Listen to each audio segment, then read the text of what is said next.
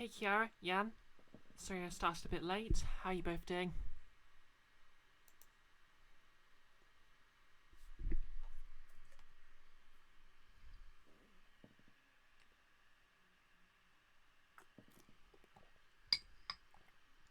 Oh, thanks for giving Jan a shout out.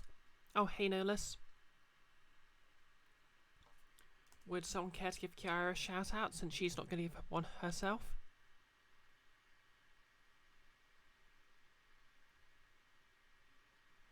Thank you, Nolus.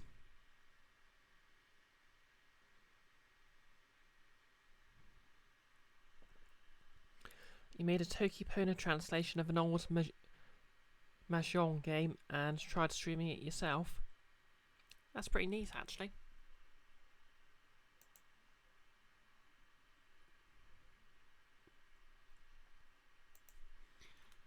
Okay, so full disclosure, I have had like 3 hours of sleep, so I'm not going to be all with it today.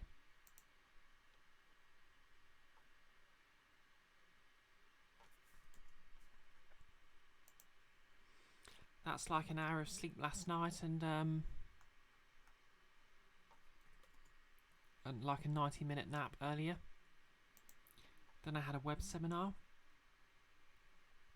which I had to wake up for, and now I'm doing this.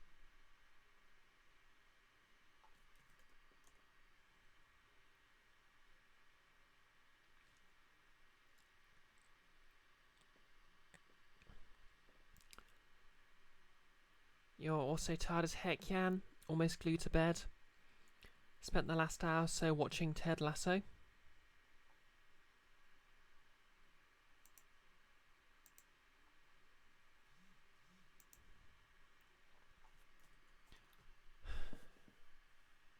On the plus side, yesterday evening I did manage to get some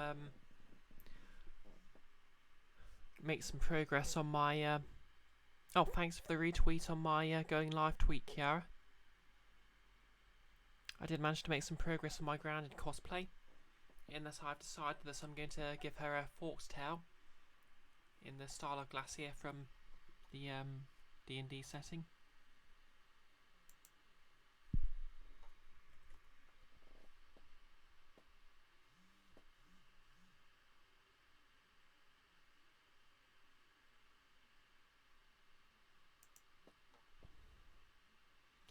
Well, I'm usually tired on Fridays, but basically I didn't get any sleep last night, so it's worse than usual.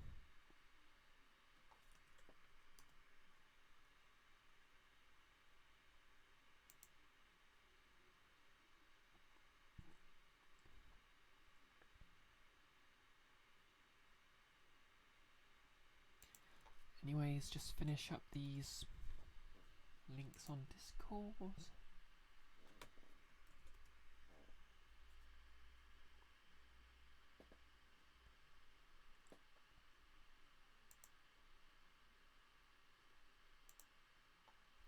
Alrighty.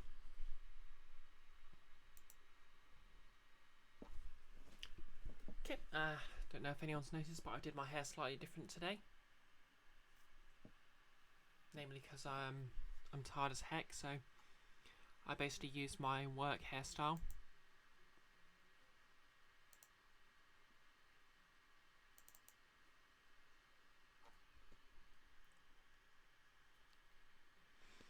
Oh, thanks for the retweet, Dev Random, if you're in the chat.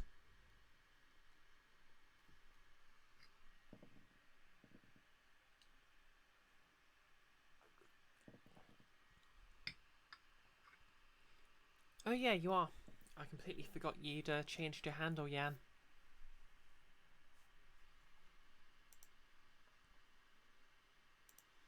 Okay, Phoenix Wright seems to be working. Webcam seems to be working. How's the audio?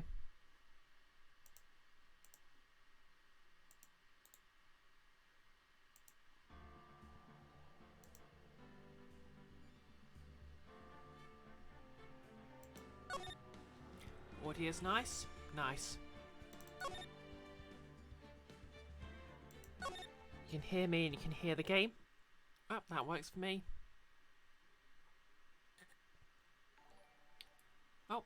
Hey Invisible Girl, thanks for the host. How are you doing today? You're just in time. I literally just loaded up the game. Okay, so last Friday we were... Oh, and thanks for the host as well, Jan. So last Friday we were interrogating Samus Aran look-alike Adrian Andrews.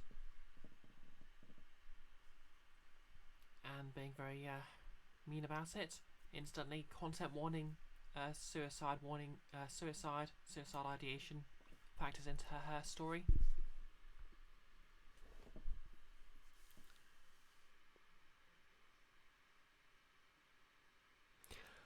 You don't think you can give reliable answers through audio this time because your dad has the Alexa playing Paul Simon at like 200 decibels, but you can hear me in the game fine.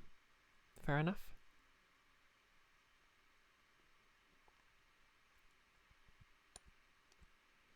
No VR money, Invisible Girl. Damn. Get VR money, Invisible Girl. I need to know how all the VR games I'm never going to play are. Well, anyway, let's see if I can start by doing the judge's voice. Miss Andrews, did you want to kill Mr. Corrida? Yeah, could have been worse. I believe this may lead me to incriminating myself, so I'll abstain from answering. But Miss Andrews, if you do that, it'll be the same as admitting your guilt, don't you think? Maybe so, or maybe not. There's nothing to prove it either way. Yep, she's pleading the fifth, which is a thing in this game because it's clearly set in America.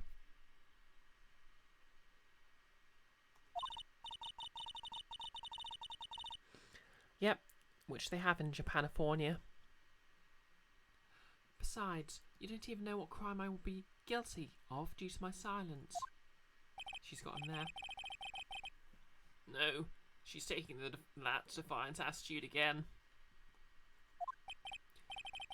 Mia, what should we do?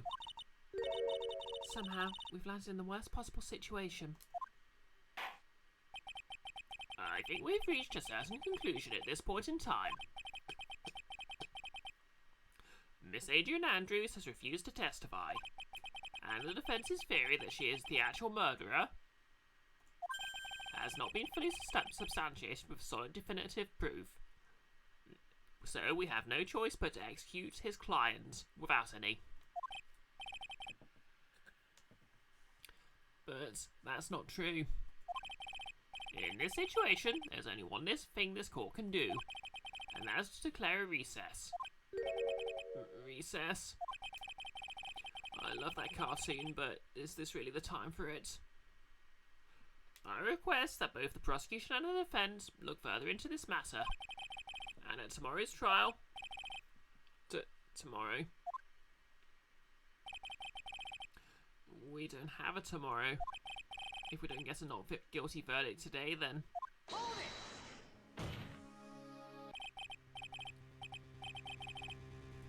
Okay, so to recap for those who missed, basically an assassin's holding Maya hostage and has ordered Phoenix to get a not guilty verdict for his client by the end of the first day.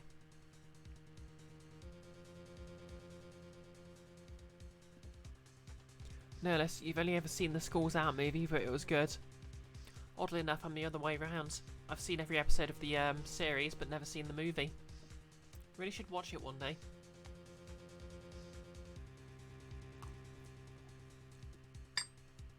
Oh, Kiara, what have I told you about lawsuits in the chat? But please wait, Your Honour. That's not necessary. It's good. Holds up, you think? Nice. The trial. Please continue the trial.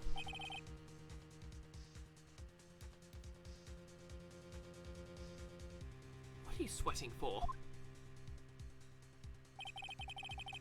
Your client is getting one more day to live, isn't he? That's not it. This isn't about that. Edgeworth, I know you know who the real killer is. Please, let the trial... Please, let the trial continue. Yan, you decide to look up, and Japanese law apparently also gives people the right to remain silent. Oh, fair enough. Interestingly enough, here in the UK, in England, you don't have the right to remain silent. That's to say, if you don't say anything, the police can actually be brought up in court. But you do have that right in Scotland. Because Scotland is actually civilised most of the time.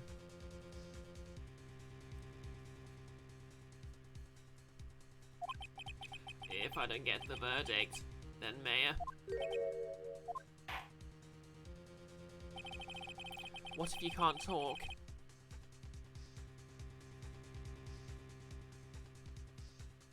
Good question. But it is impossible to continue as long as the witness refuses to testify. Now then, this court is... Objection! It's not impossible for this trial to continue. Mr. Edgeworth? Well, what are you? It's true, Mr. Andrews holds the right against self-incrimination. However, if the topic of conversation was something unrelated to whatever she may be guilty of, then she has no right to withhold testimony.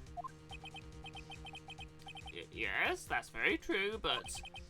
Actually, there is one sort of thing that I'm curious about. Miss Andrews.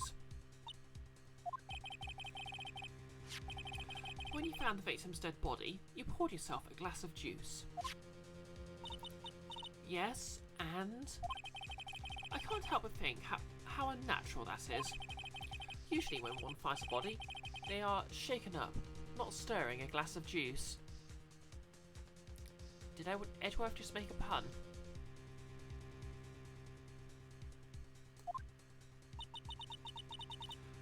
So, my actions were unusual, but I've already... Before you speak, I want to state that if you have a reason behind your actions, I would like you to testify to that effect. And a Bond reference. Yep, I think so, Nurlis. Testify. Your Honour, I would like to request that the witness testify again as to what happened when she first discovered the victim's body. Whatever we find out in this testimony should in no way implicate the witness.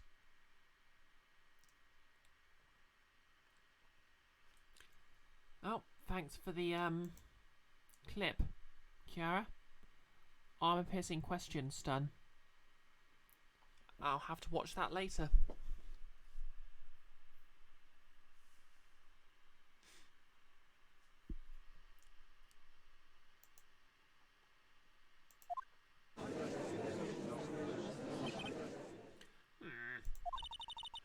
I don't know what it is about Edgeworth today, but I can't get a good read off him. Is he friend or foe? I just don't know. I'm inclined to just do some rhymes. The court acknowledges the prosecution's request. Miss Andrews, if you please.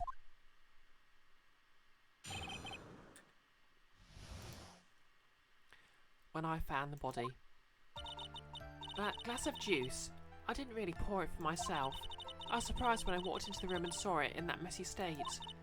And he was sitting slumped over and tired looking in the corner. When I saw him sitting like that, the thought he was dead didn't cross my mind. To be honest, I thought he had just fainted or something, so I went to pour him some juice. When I realised that he was dead, that's when I knocked the flower vase over.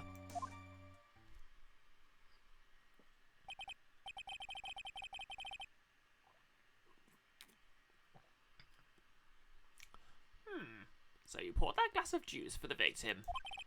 Why didn't you say so in your earlier testimony? I didn't think I needed to include something so trivial. Phoenix, please be careful here. If you can't find anything wrong with this testimony, then there's nothing left. I know. Edgeworth, what the heck is going on in that brain of yours? Now, Phoenix, you can't think straight when you're around, you know that. Now then, Mr. Wright, you may begin your cross-examination.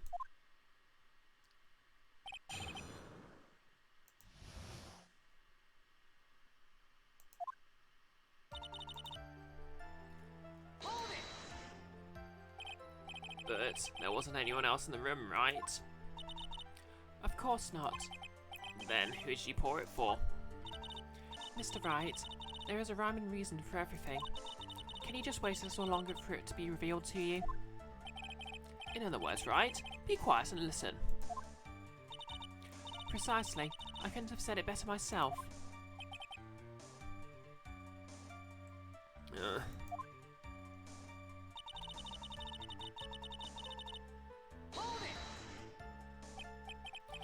So it was a mess? Are you sure it wasn't messy because of your fight with Mr. Kurita? I understand your frustrations in not being able to prove your theory. However, before you go accusing people of crimes, go find yourself some evidence.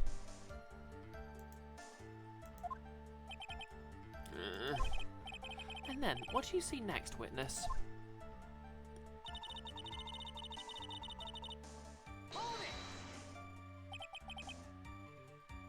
Slumped over? Yes. He was just sitting there with his head tilted forward, eyes closed. He really looked like he was sleeping. Is it just me, or did that right there sound a little odd?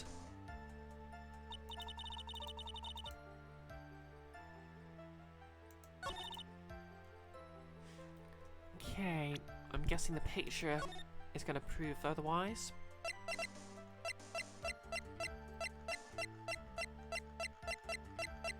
Invisible. What if you can't talk? Bree, that's me. What if I can't? Existential crisis.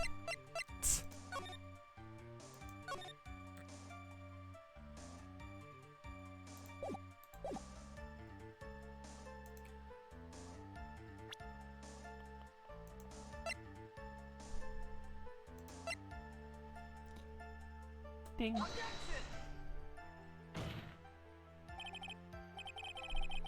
Oh, no, that's not it.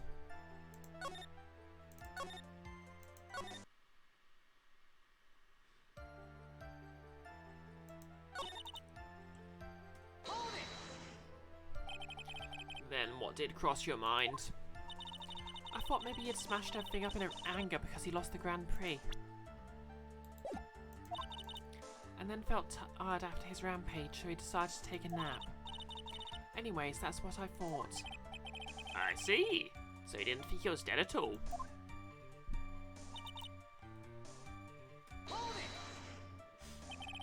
You thought he fainted?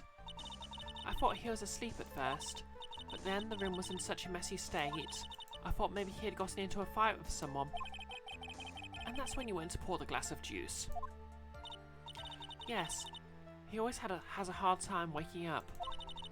So one always has a glass of tomato juice to drink. I see. And after that, what happened next?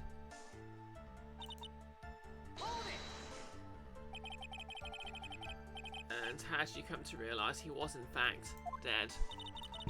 I shook him over and over, but I never got a response. So I set the glass down on the dresser and tried to take his pulse.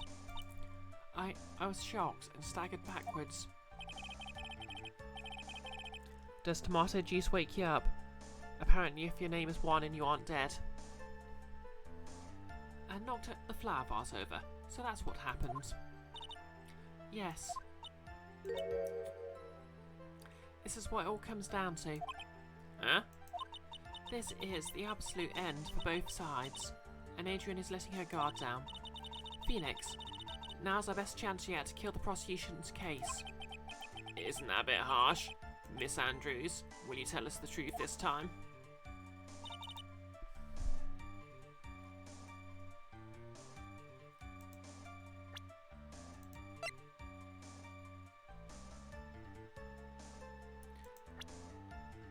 Okay.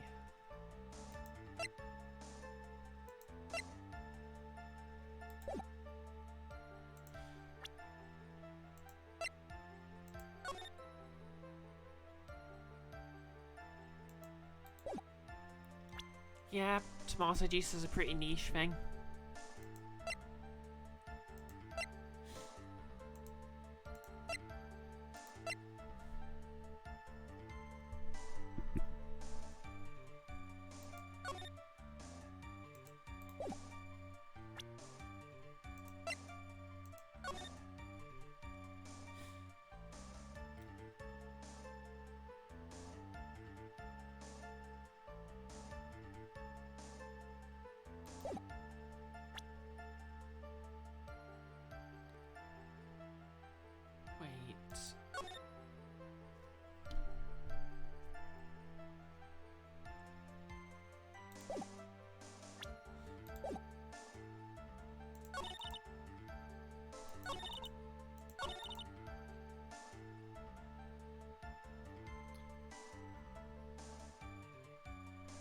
In before one is allergic to tomatoes and she was going to try and finish him off with it. Okay, I'm going to try and show the photo because he's literally slumped over with a knife in him. How did you not notice that?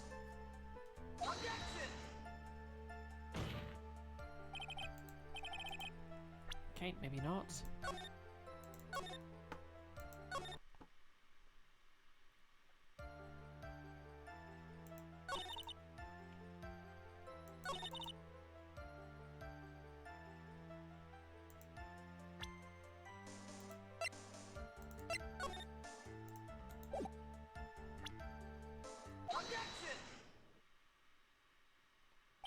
So you honestly didn't think he was dead when you found him? Oh, he literally has a freaking knife stuck in him. No, not at all. Even though this is what you saw when you discovered the body.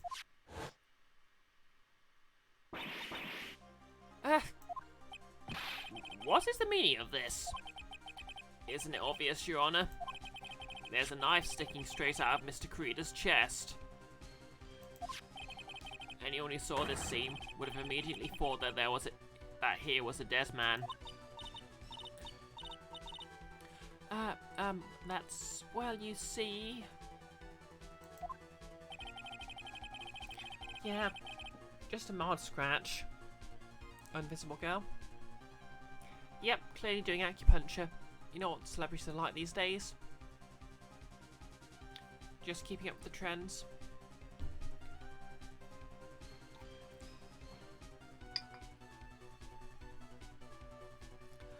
I doubt a single person in the world would mistake this for someone who fainted. And then so nonchalantly go to pour something to drink. Your point is? Miss Andrews, your testimony just now, it was all one giant lie. And your lie has proven one thing very clearly. That you're the real killer. How?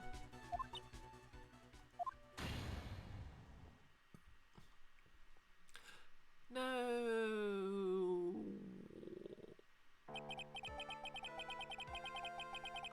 It looks like the defense has somehow brought the ugly truth to light.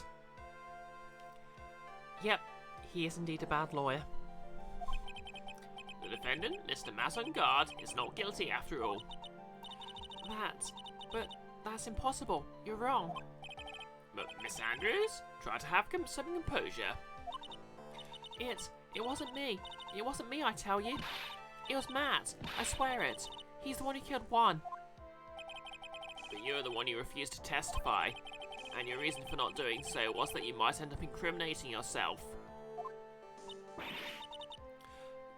That's because... Miss Andrews, I'll give you one last chance. What exactly are you hiding that may incriminate you? I refuse to testify.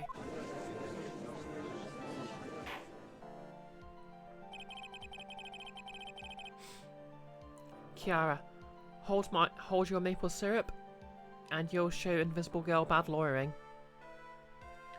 Ladies and gentlemen of the jury, my client is guilty. Bye. I mean, that's basically convincing your client to get a plea bargain, isn't it? Lawyers do that all the time, don't they? Don't they? Then there's no need for this court comment to continue any further. Mr. Massangard's innocence has been clearly demonstrated. Is it over? Okay, case over. Mayor's going to be returned safe and sound. Let's all go home. Oh, cool. 30 minutes short stream. I guess I'll go and take a nap. Have we found the truth at last? What's wrong, Phoenix? Usually the real killer confesses his or her guilt. And now that I think about it, this is the first time someone hasn't. Now then, I would like to hand down my verdict for Mr. Massangard. Objection! Your Honour? The prosecution feels that it would be premature to pass down a verdict at this time. What? The reason is quite simple. This witness has yet to speak the absolute real truth. No less, people over there are always getting plea bargains or whatnot and going to jail for stuff they didn't do, just because proving them innocent would cost too much in fees or whatnot. Yeah, that's definitely an issue. Plus, of course, the police just pressure people to accept a plea bargain by outright lying. And that's an issue the world over. Kiara's chugging maple syrup because, as we all know, she's very Canadian. The absolute real truth? What are you? Witness, don't you understand yet? Huh? I don't know who planted this silly idea in your head, but as long as you protect yourself through your silence, Matt on guard will go free, and in his place, you will become the guilty party. That's a lie. I don't believe you. What? I was told if I spoke, then it would be all over, and Matt would never be declared guilty. What in the world is she talking about? Has she lost it?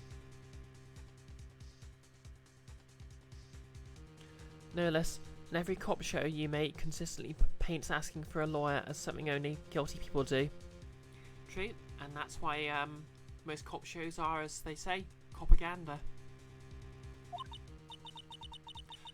I can't speak about it. I'm too scared. It's Franziska von Karma. Huh? Don't you remember Phoenix? Miss Andrews lives by gripping tightly onto the words of another, because she doesn't have the strength to believe in herself. Seriously, Mia, that's really a dick thing to say. Then right now, Miss Andrews is... Yesterday, she was tossed a lifesaver by Miss Von Karma. Don't say a word, no matter what happens. If you do, Matt on guard will be acquitted. Miss Andrews undoubtedly believes in those words right now, and is clinging to them. Oh, I guess, Adrian Andrews has been, not been given permission to tell the truth yet. Truth-telling is not authorised. Hey Toka, hey Shy, how's it going?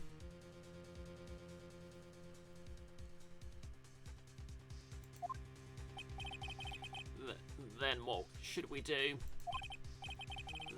This is the first time I've ever come across anything like this. Interesting fact. Studies have actually shown people with very authoritarian personalities and beliefs actually consider being authoritarian a good thing, whereas anyone who's not got a very strongly authoritarian personality, even if they're even fairly authoritarian, thinks low authoritarianism's the best thing. Sleepy is Tokay. Same. I'm literally running off like 3 hours of sleep right now, and 90 minutes of those were a nap. Thanks for giving Tokay a shout out, Kiara. But Miss Andrews has to be the killer, right? All we have to do now is get her not guilty. That's my only priority. It wasn't me. I'm begging you. Please believe me. I didn't kill one. Help, please, someone, help me. Mr. Wright? Yes, Your Honor. The court can't continue on like this. Therefore, I'd like to hear what you intend to do. What I intend to do? What am I supposed to do? What am I supposed to say? Till the man of his dreams comes along and throws him over his shoulder. Right. I should actually think very carefully about this. Okay, it happened. Think about what this witness did, and what she did not do. And think about who is the real mastermind behind this crime. Who is the real mastermind? Isn't that obvious? There's no one else it could be except the woman crying over there, right? Hard indeed. Tokay, hard indeed.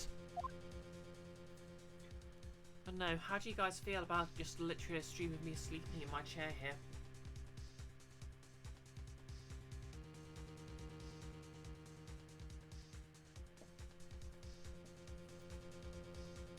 Request a not guilty verdict. Force Andrews to testify.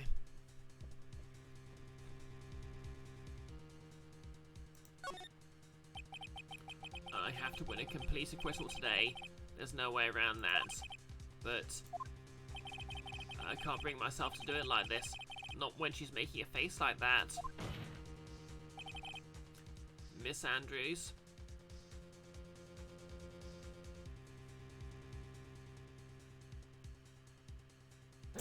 Thanks for the quote, Nihilus. Yep, let me just save before I do that. Before I decide. I would like to know what you're really hiding. I saved slightly before that, Nihilus. Just in case it didn't let me save while it was active. Mr. Wright? Are you sure you know what you're doing? Sure, Mr. On Guard would get an acquittal, but in his place you would be found guilty.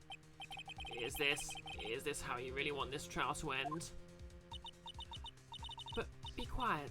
How dare you? You're trying to trick me. That's enough. I commend you for trying, Mr. Edgeworth. However, it's clear that the defence's theory is the truth. Wow, the judge siding with Phoenix for once. To what do we owe this honour? It's okay. If you fall asleep in a chair and fall asleep here, that counts as sleeping together. No comment.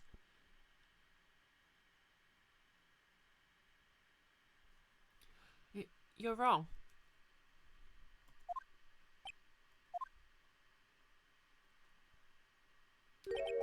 What a shame. I had hoped things wouldn't come to this, however. What is it, Mr. Edgeworth? Miss Andrews, since you absolutely refuse to testify, it falls on my shoulders to disclose this to the cause. Stop. Mr. Edgeworth?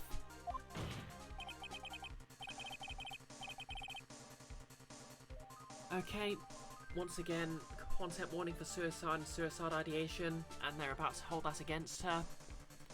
Because I have no idea, the writers are just trash, I guess. This witness, how should I put this? She has an illness. What? And because of this illness, she has tried to commit suicide in the past. There we go. Stop. Please stop. No matter how much you want to hide it, it's no use. I have the evidence right here. That's the second part of the suicide report. The attempted suicide report. What will you do now, witness? You know what I'm about to do, don't you? I will now reveal to this court the true nature of the pitiful woman known as Adrian Andrews. Bloody hell, Edgeworth. The secret of her dependent nature. Having other people know about it scares her more than anything else in the world. Please stop. I beg you. If people find out, I'll... If you're going to say you would choose death, that's of no concern to me. Edgeworth, how can you be so cold? However, before you die, I will pull the truth from your still breathing lips.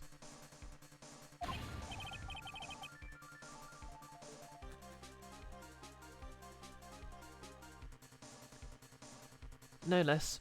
Is this entire case just a protracted lesbophobia tract? Good question. It's certainly extremely ableist. No matter what I have to do. So, will you tell the court yourself, or shall I? Either is fine by me. I'll talk, but please, help me.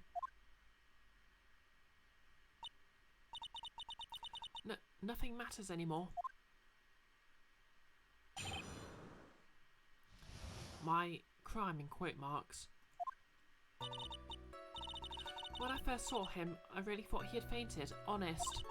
When I realised he was dead, that's when I formulated my plan. Once I made sure that there was no one in the hallway, I made a dash back to Matt's room. And then, I stabbed one's dead body with the knife and ripped off the button. Just when I finished, I was returning to Matt's room. I had a bit of an inconvenience, and that's why I ended up using the nickel samurai costume. So, stab the body with the knife? But why'd you do that? Isn't it obvious? To pin the blame on a certain person. A certain cowardly man. What? What do you mean by all of this? It might take this course a little while to understand, but this is the truth. The real killer is Matt. That scumbag of a man. I'll never forgive him. That's such an anime thing to say. He's trying to escape his guilt again, just like last time. Last time?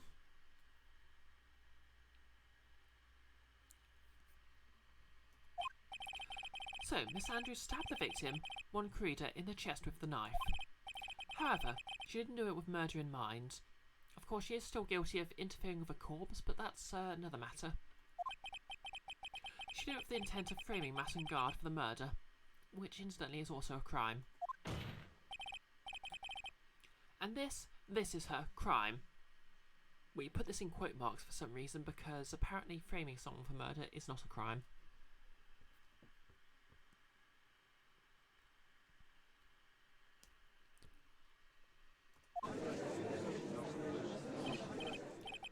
What?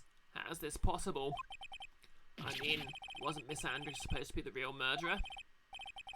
Mr. Wright, please get over your shock and commence the cross-examination. Oh, hey, Sarah. Oh, thanks for the retweet and everything on Twitter, by the way, and thanks for the hydration posture check. What's the cause of death? Oh, the autopsy said from the start, no less, that the cause of death was strangulation, and he was stabbed post-mortem. And thanks for giving her a shout-out, Kiara.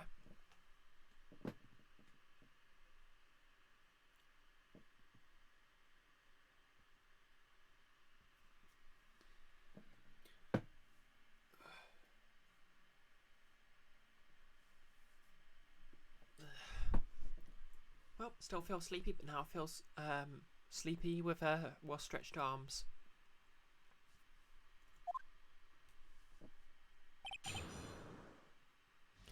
Wonder if you paid attention to it the first time and made a soap reference. Maybe not.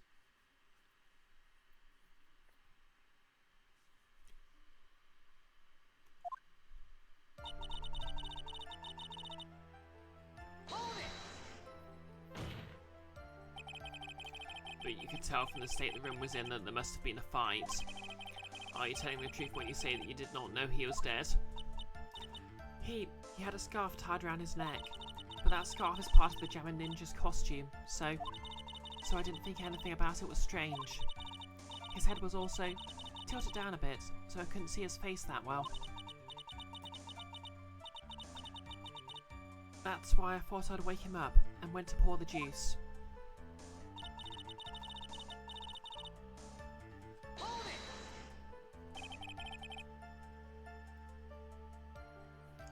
What is this plan you had?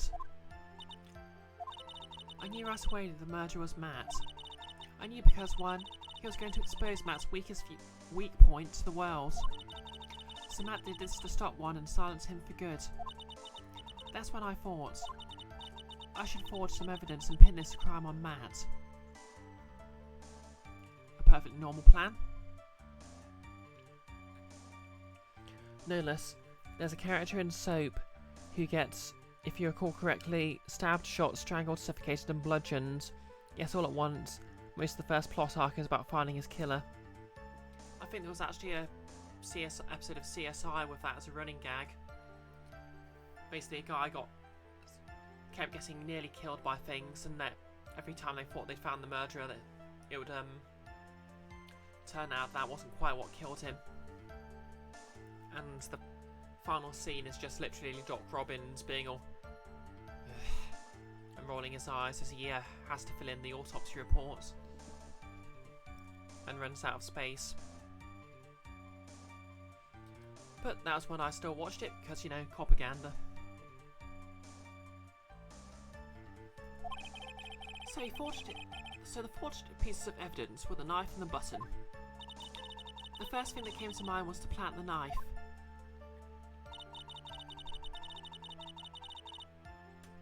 Plant the knife and grow a blade tree. So that was so you could get the knife correct. The knife Matt used at dinner had his fingerprints all over it. I thought if I used that, then the police would certainly turn their eyes towards him. You know, what's been bothering me this entire time is, like, you can literally see from the picture it's just like a dinner knife. It's not even a pointy tip knife, it's just like rounded at the end. How do you even stab someone with that? Andrews must have a lot of upper body strength.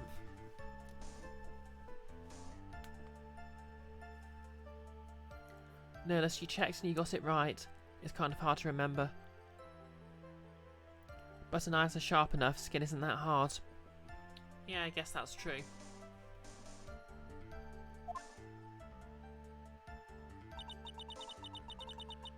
Matt was napping with his costume on at the time.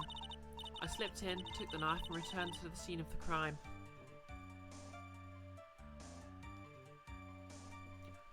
I mean, obviously, since an assassin's involved, presumably what happened was the assassin did it. I mean, I've already played this, so I literally already know that, but I think we can reasonably infer that at this point. So you're the one to stab the victim with that knife. It gives me goosebumps to think about it now. What a horrible thing I did. But at the time, I couldn't control my own body. It moved on its own. Yeah, that's why I stab people too. Then, when I stabbed one said body, I suddenly realised something. If I used the button somehow, I could make Matt look even more suspect. So you thought to rip one of the buttons off and then plant it in Mr. Onguard's hakama.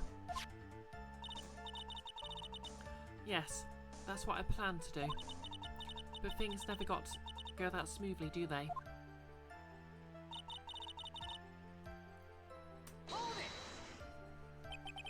An inconvenience. There was a woman with a camera at the ready, loitering in the hallway. I'm willing to bet my sparks it was Lotta. There was also a woman with a ray gun at the ready, pacing back and forth.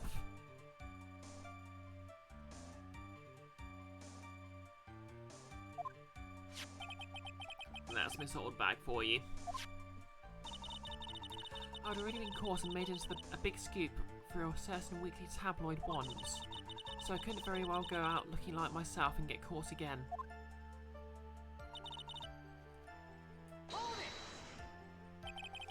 You're the one who prepared that costume, weren't you?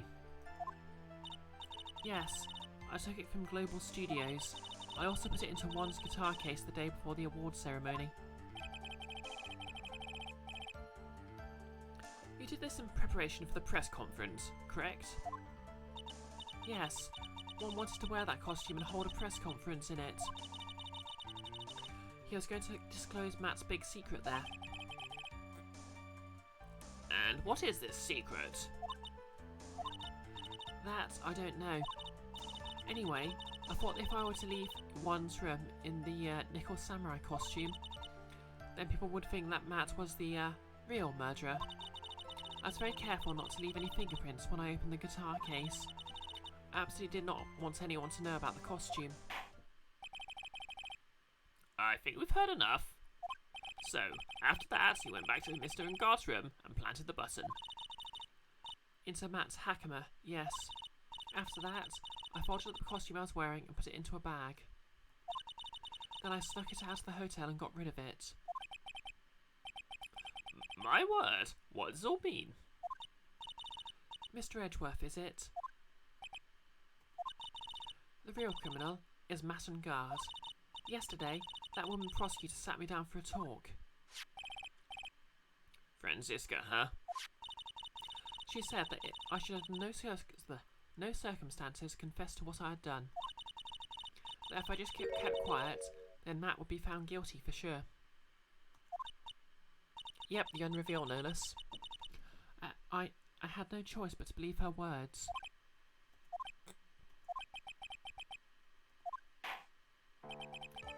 What this witness has done is clearly unlawful. Really? Really? However, as long as her testimony stands, we can be certain she is not the real killer.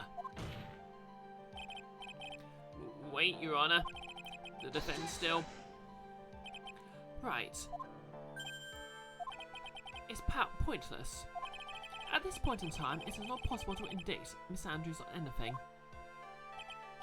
Yes, exactly.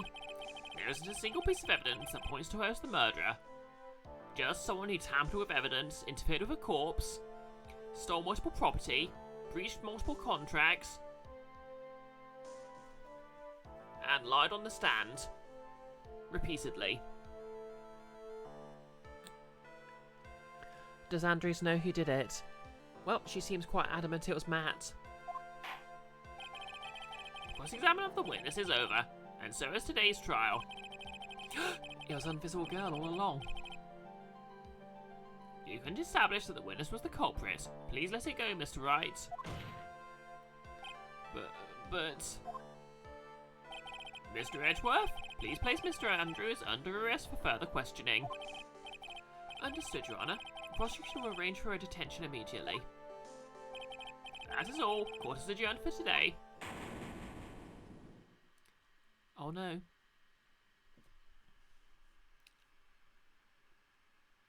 Because he's a cop, he can just arrest her. I mean, to be fair, the cops basically do whatever he tells them to, so... Today's trial. It's over. Well, Phoenix Wright. Poor Phoenix is pretty upset, but do you know what will cheer me up?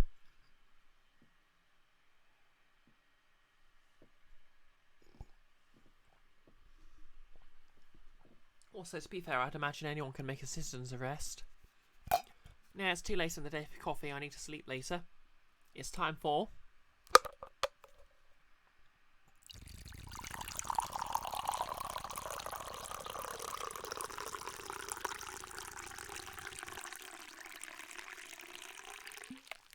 That's right, Invisible Girl. Lemonade. Which actually tastes a lot like chai tea.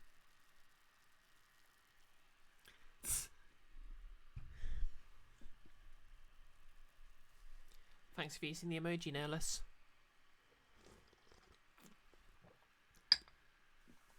And have a good bathroom break, Kiara. Today's trial. It's over. Oh, nice emoji there. Pride. LGBT. Oh my god, I love it. Is that a standard emoji? And I didn't win an acquittal. Witness, would you mind if I asked you something? It's from Pride last year. Nice. Edgeworth? What is it? Before you leave court today, I wondered if I might look at one thing. The card in your hand. It's had my interest for quite some time now. What exactly is it? Oh, this? Mr. Wright also asked about this.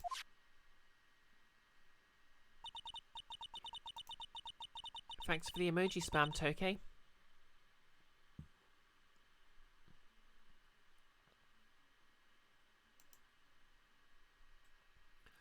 Although I didn't remember at the time you asked me about it, Mr. Wright. I remember just now. I found this in the room on that day.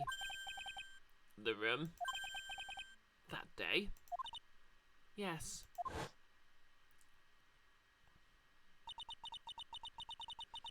Thank you also for the emoji spam, Invisible Girl. I found this card when I discovered Juan's body. It was lying there, right next to him. No less. So she stole evidence while she was tampering with it. Yep, basically. To be fair, she's clearly Samus Aran, so she can do what she wants. It was lying there right next to him. You found that card? Next to the victim's body? She also bribed you, Invisible Girl. What with? I suppose I must have unconsciously slipped it into my pocket. It's not as if this card has any relevance to one's murder, right? Yeah, I guess not. But it's still a strange card if you ask me. With half a peach. So, it was done in the name of Free Peach.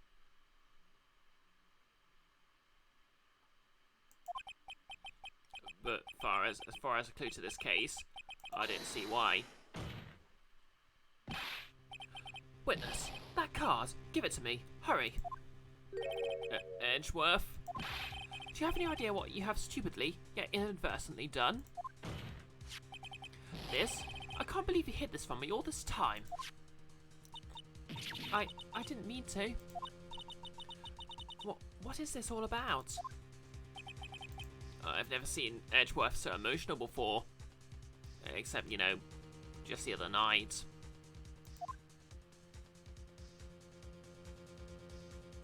We're watching Bambi together. That card, what in the world is it? And what does it mean?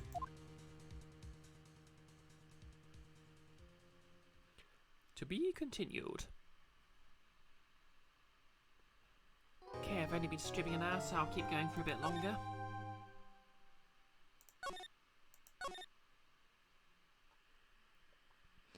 Notice, that's my membership card to the Conch Club. I've been looking for it all over for it. What do you even do at the Conch Club? March the 22nd, 5:24 PM. Writing Co-Law offices.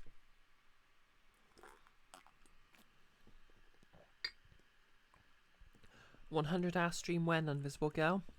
Where would I find the time? Mystic Mayor! Mystic Mayor! There, Pearls. I can't take it anymore. Look, it'll be alright. Everything may still work out. The condition was that we had to get a not guilty verdict. And so far the kidnapper has kept his word and hasn't hurt Maya. And he won't because Mr. On Guard hasn't been given a guilty sentence yet.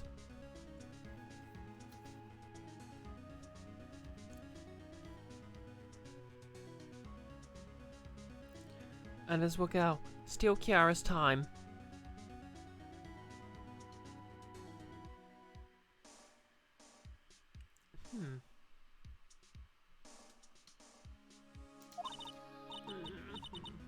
Sniffle, sniffle. Cheer up. We didn't have time to stand around crying. We have to get going. You're right. Mystic Mare is in much more pain than I am. Yes, that's right, so... Hey, you guys. Glad I caught you, pal.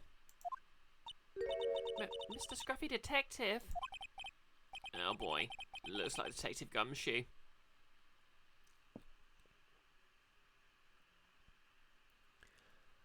So I should steal Kiara's time because she won't do a 100-hour stream either, Invisible Girl.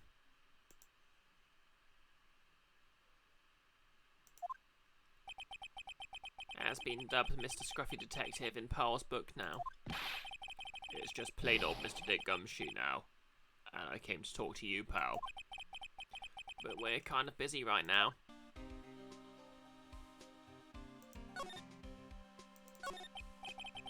Say, what are you going to do from now on? What do you mean, pal? Well, you've been fired, right? So, do you have a new job lined up yet? Oh, that. What am I supposed to do now, pal? I don't have anything coming in at all until my next payday. What are you talking about? You don't have another payday. I guess that means I'm just gonna have to work here at your place, pal. Say what? You'll be searching for things that will prove Mr. On Guard's innocence all day, right? Well, yeah. So yeah, I'm gonna help you, pal. I've got lots of experience in investigating and watching over people's places. And I'm great at making really simple meals, pal. I'll take care of it all. Come on, Mr. Nick. Let's let Mr. Scruffy Detective take care of things. Okay. By the way, what's your best dish? Instant noodles, pal. Why am I surrounded by people who can only eat cheap, unhealthy foods? No less. Is that Carrie Elwes on that poster? I don't know.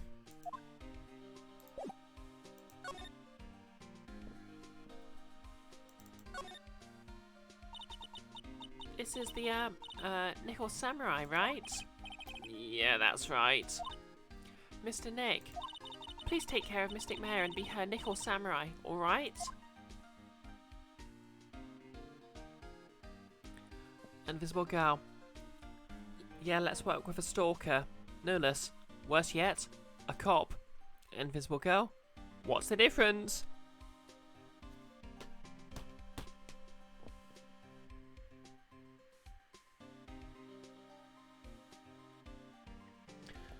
One harasses citizens, the other's a stalker.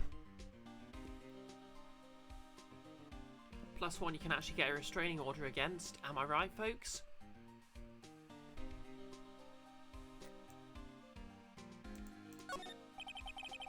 There's a giant building just outside the window.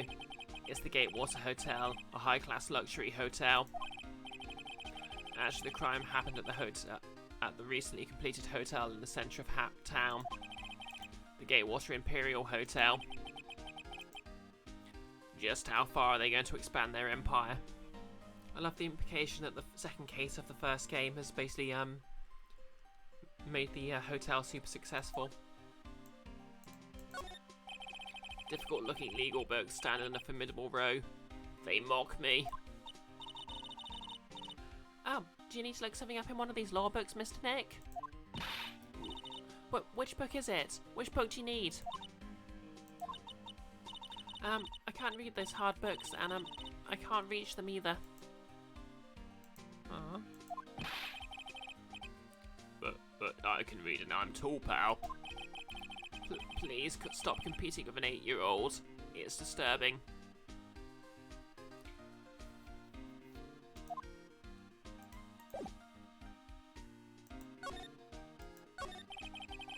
That was the first time I've ever seen Mr. Edgeworth act like that.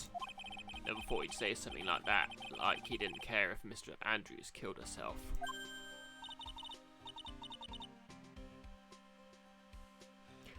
Is he smarter than an 8-year-old? Good question, Invisible Girl. Good question. He said that. That's horrible. That's why I shipped Mayor with Phoenix instead. But because of him doing that, we got the truth finally. The truth? Miss Andrews' last testimony. I wonder if that was the truth. I'll give you that there was nothing strange in her testimony itself, but I still think there's something fundamentally wrong with the whole thing. You'll have to get Noel Edmund to find out. You mean about that thing, pal? Why'd she want to know? Wait, why'd she want to? No, I mean, almost needs to frame Mr. Ungard. I can figure that out from anything she said all day. Then you're saying that testimony was a lie. Geez, get the program. You've got an assassin blackmailing you into defending Ungard. You hired a freaking assassin.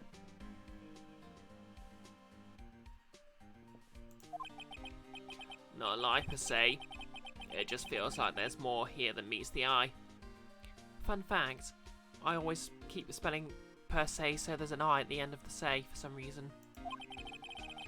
Or that's what Edgeworth would like us to believe. That's such a dirty trick. Even that woman prosecutor was better than that. Franziska von Karma. Speaking of Miss von Karma, do you have any more information on her condition? Wasn't she shot this morning? Miss von Karma was shot away on the way to the trial by a pistol, pal. but she's going to be fine, right? I mean, Edgeworth said she was in a stable condition, but... Wait, did you just say she was shot by a floating pistol?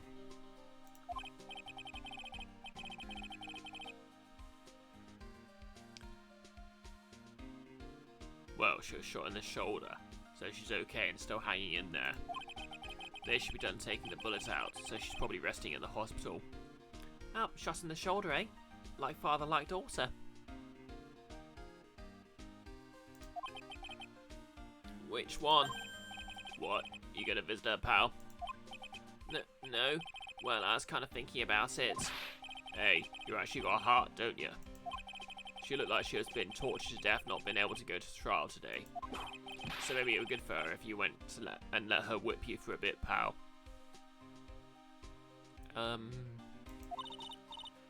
Let's go, let's whip us, Mr. Nick.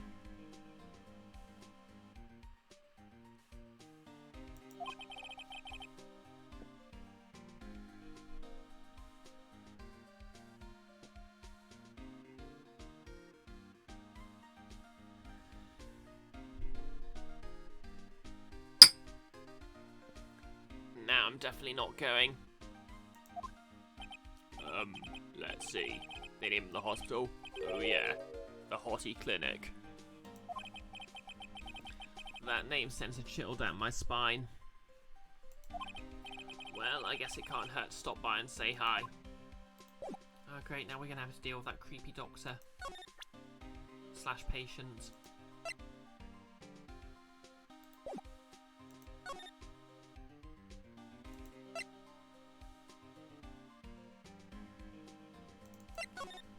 Well, let's start looking around. March 22nd, detention centre, visitors room. They only have one hospital in this setting, and it's the Arkham one, and it's Arkham on a bad day. Tss.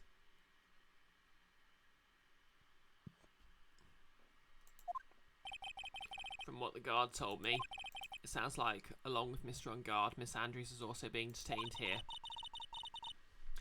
Then we should talk with them since we're here. Yeah, but both of them are still in questioning. And we don't have time to waste.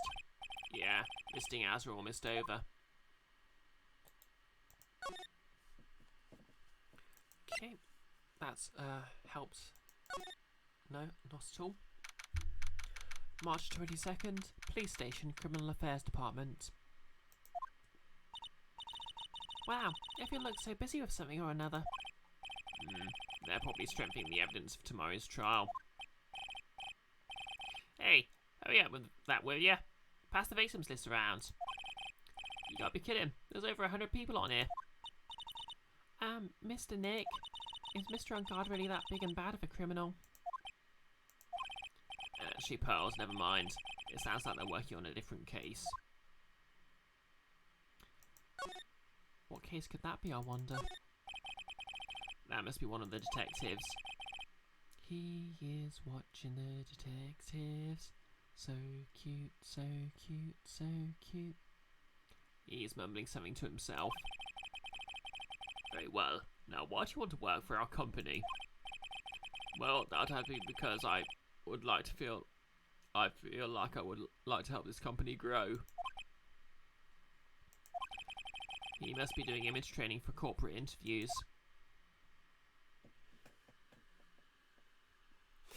You like that one, Sarah? This must be the chief of detectives here. He's glued to his computer screen. What?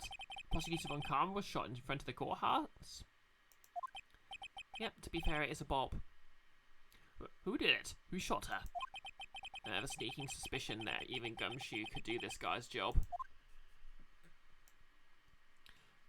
Promote Gumshoe. No, Liz, not gonna lie, have no idea what it is.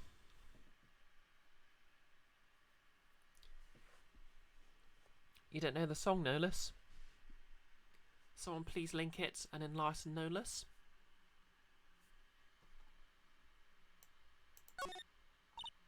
Ah, it's kinda cute. You have terrible taste, Pearl. Mr. Nick, what is this stuffed animal's name? That's the Blue Badger. It was my idea. I made it. This precinct's mascot, you know. What if you link another cursed song? You know what? Go ahead. Oh, wow. I'll get Messiah the mascot of every police station if it's the last thing I do. I hope you succeed in your mission, sir. These are the detectives' desks. There are computers and files on each one. Funny, they're a lot tidier than I expected. I guess the detectives don't spend a lot of time at their desks.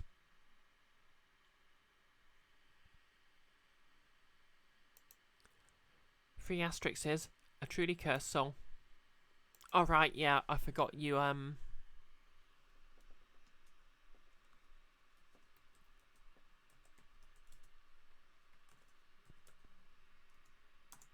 Is that it? Try it now, invisible.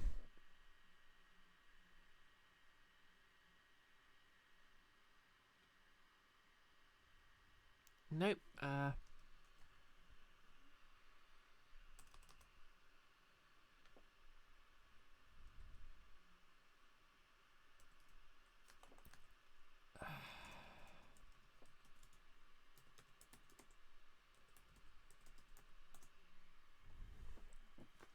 Sorry, I completely forgot the command for allowing.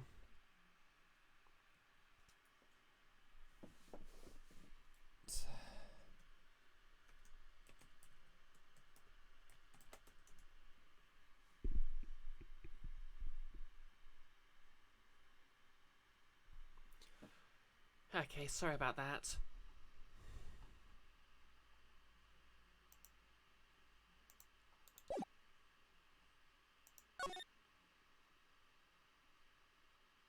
Okay, hotel lobby. March 22nd, Gatewater Hotel, hotel lobby. Alright now, Mr. Nick. Let's go look for clues. We have to, for Mystic Mayor's sake.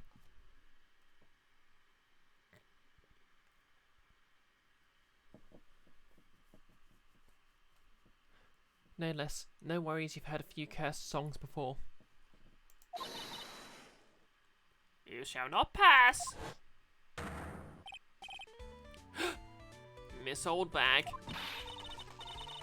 Don't devalue my name and turn it into a gasp, you spiky-headed pettifogger! Nope, not Gandalf, no less. Is pettifogger a real insult?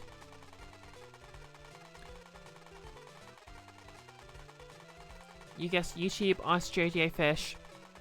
Oh yeah, I've seen Kiara's stream, so yes, I've seen that. Because of you, I've been made to look like the bad guy again. Although I did get a piece of gum from Edgy Boy, just as he promised. But I only wanted something more valuable. I wanted Edgy Poo's part. Jeez, he's dating. Yeah, it's not Phoenix's fault that he and Edgeworth are dating, old bag.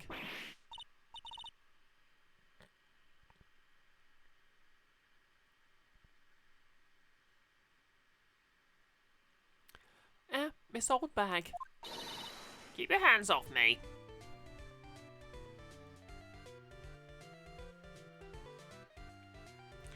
No less. Pettifogger is not only a real word, it means a shitty lawyer. Wow. That's a new word. This helmet is airtight. No airs get in, no air gets out. Then why do you keep putting it on?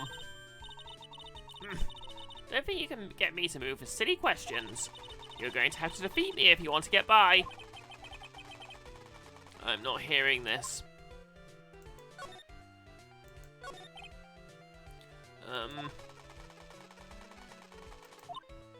Ah!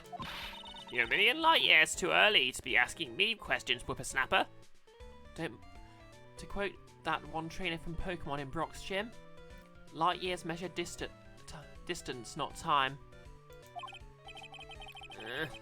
Looks like the only way that I'm going to get any investigating done is to first do something about this kooky alien.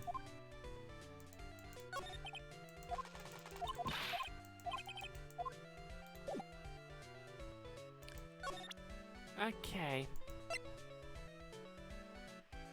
Invisible girl, you have travelled so many light years. I mean, light from the sun travels many, many light years just to smack you in the side of the head. That's how much it hates you. Okay, guess I'm coming back here later.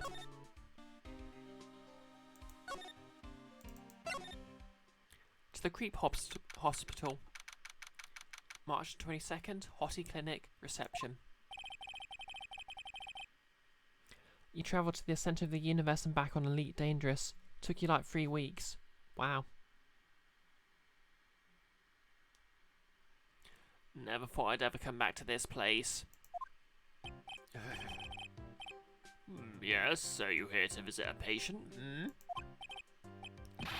Hi. Wait a second, yeah. Yes, I'm the director, Hottie. Ho ho.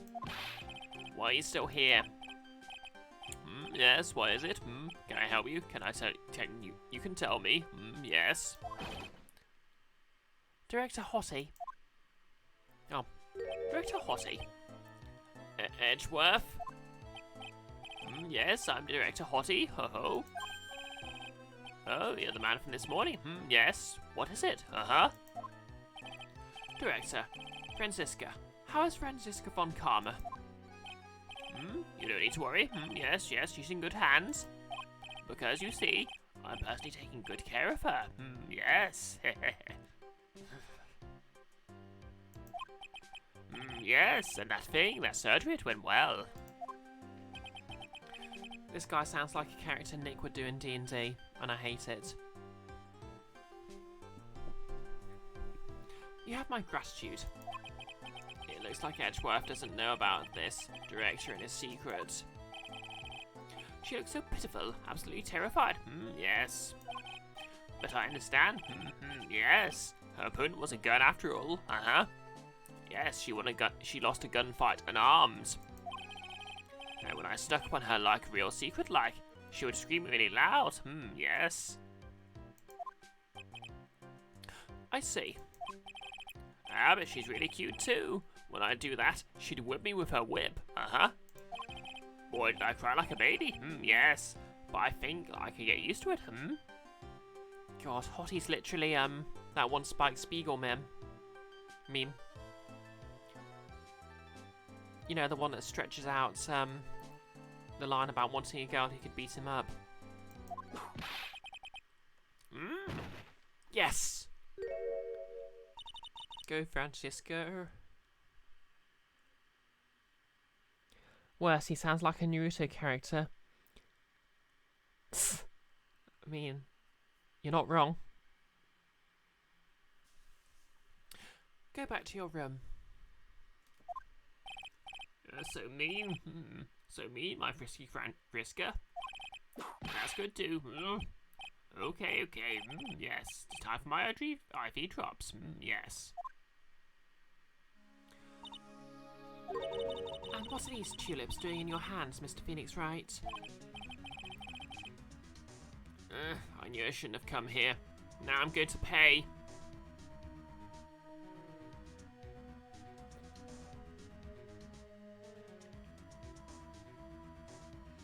Yep, and a lot. No, this is correct. It has some shit characters in it and lots of filler.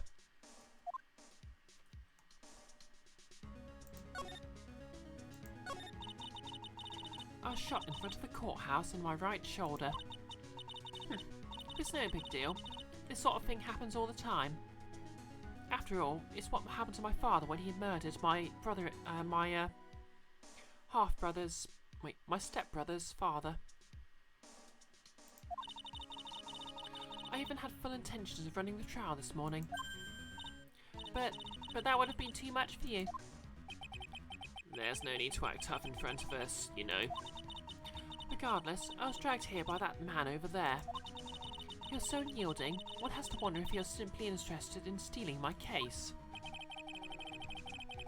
It was the only logical course of action, given the bullet was still lodged in your shoulder.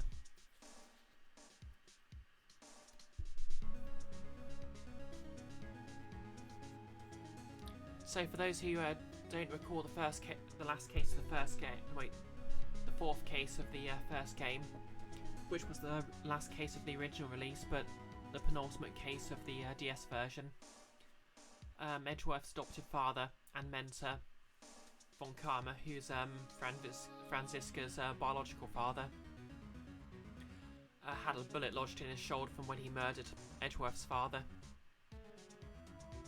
So it's a whole thing. But by taking over the case, I found myself having to clean up after you and the irresponsible deal you made. I think I know what deal he's referring to.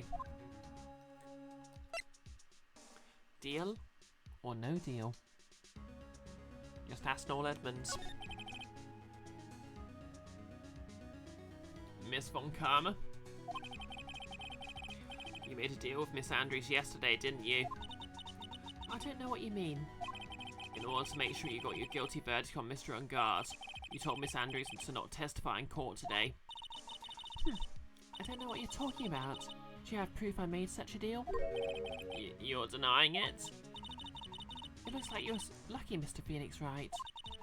If I'd been in court today, this trial would already be over. All while hiding Miss Andrews' own crime. That isn't my problem, whether she tampered with the evidence or not.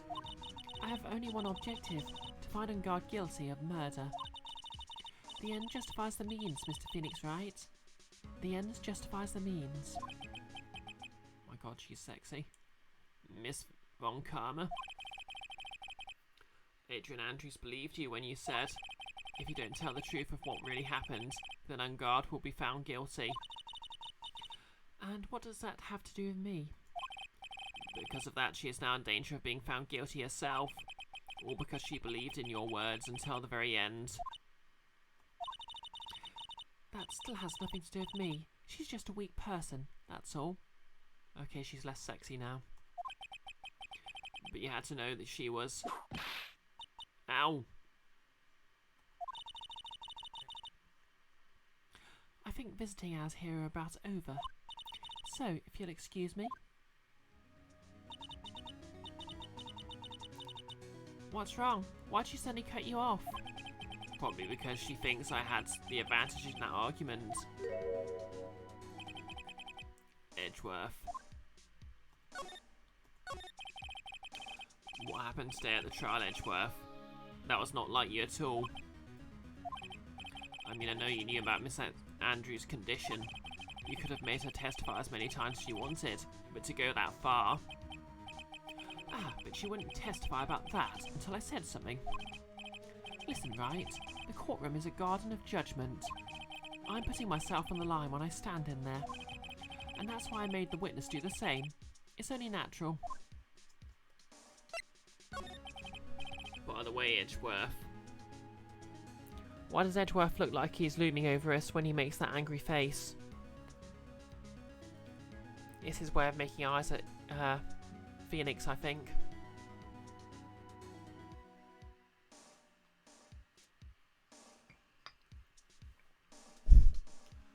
By the way, Edgeworth, you're really angry in court today. That's rare for you. Witness, that card. Give it to me. Hurry. Do you have any idea what you have stupidly, yet inadvertently done? This. I can't believe you hid this from me all this time.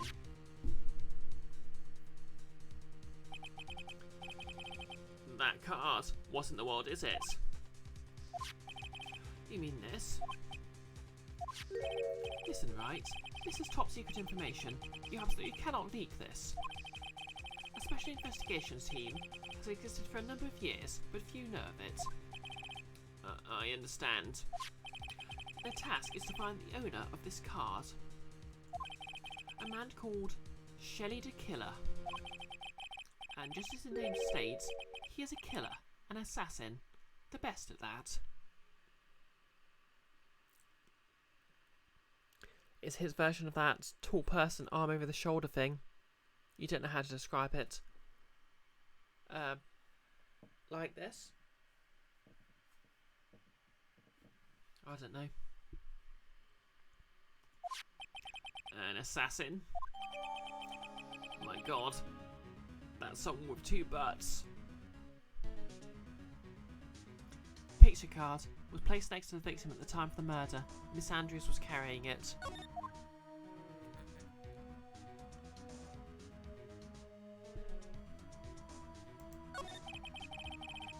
So who is this Shelley the Killer? The Killer is the name of a long-standing line of assassins. Long-standing? The name first appeared about 100 years ago, I hear. It's now just like one generation. Shelley is the professional name of the third heir to the Killer name. Okay, third, that's fair enough. So because his professional name is Shelley, he leaves cards with a shell on them. He has a habit of making us leave a card by the body of his victims. Why'd he do something like that? We think it is part of his duty to his clients. His duty?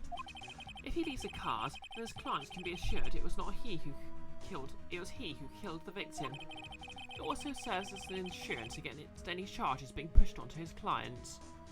I mean, like, unless there's evidence they hired an assassin. I see. The Killer values the trust between his client and himself above all else. It seems that this one is one honourable assassin with a moral conscience. I guess even honourable assassins can exist.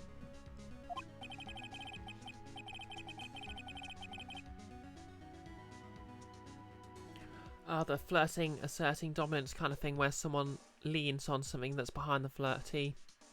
Oh yeah, I know what you mean now. So you think this assassin, you think he's the one who did the killing in this case? It would appear that way. The discovery of the card basically confirms it, wouldn't you agree? Shelley the Killer, huh?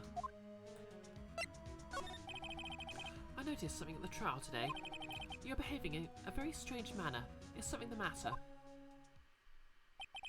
I guess I should just tell him. Mayor, she's been kidnapped. Kidnapped? What does the kidnapper want? An acquittal. I see. I had no idea. I will prepare a rescue team as soon as possible and resolve this by tomorrow. Really? Did you hear that, Mr. Nick? Mr. Edgeworth is gonna... Stop trying to console me, Edgeworth. I don't need your pity. Mr. Nick? There's no way you can find her. We don't even have a single lead to go on.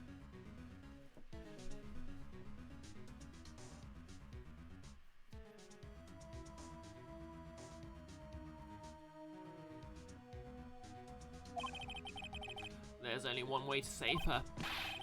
I have to get an acquittal somehow. It's the only way. Right, listen. You need to know something. One creator was killed by Shelley the Killer. And the client who ordered the job is Matt on guard. Your own client. Please stop. I can't listen to you. I can't believe that. I see. Well, if you want to continue your investigation, you'll need this. What is it? The hotel right now is restricted to police personnel only. As we're looking for any clues that might lead us to Shelley the Killer. But if you take this with you to the hotel, I'm sure they will let you enter. Letter of introduction added to the court records. Received from Edgeworth. Allows bearer to freely investigate the crime scene.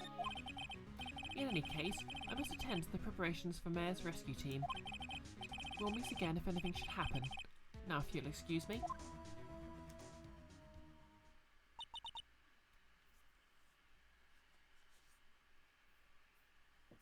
Mr. Nick? Do you think Mr. Ungard hired an assassin? No way. I mean, he doesn't have a psych lock. Yeah, I guess not. Mayor. Please, all I ask is that you make it home, safe and sound. Date? Question mark. Time? Question mark. Location? Interrobang.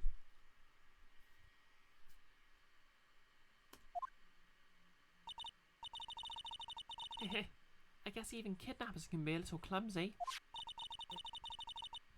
Clumsy enough to drop a card like this for me. And even though he said he was an assassin, I bet he's just making that up, like how Nick does with everything in court. Anyway, let's try out the card trick with this card I just found. Click. Sounds like you got the door open. Okay, time to go take a look around. Did Phoenix just mess a game? I mean...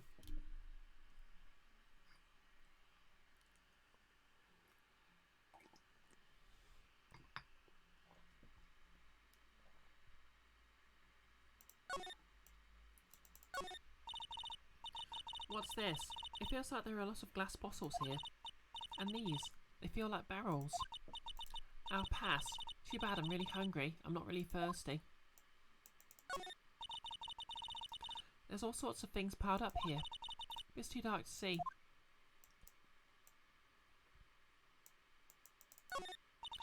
I've unlocked the door of this card. I should probably go in and take a look around.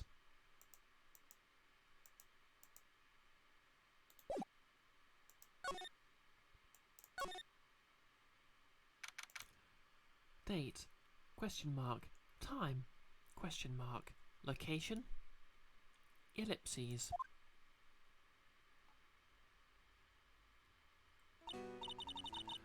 What is this place? I've got a feeling I'm not in the hotel anymore. Are those videos over there? Well, I'll worry about that later. For now, I should be looking for clues. That way, I can show them to Sis and maybe get out of here. There's a framed picture sitting on this coffee table. It's a picture of a woman. She's kind of pretty. Hey, looks like something's written on here. Let's see. I think it says, "With love, Celeste." I bet this could be a clue. That's weird. What's a figurine doing on a sofa in a place like this? What is this? Odd looking. Figurine. Obscure reference, sorry about that. I think it's a bear. Oh, how cute. But it's got a lot of cuts and slits on it. I wonder if it's some kind of puzzle or something.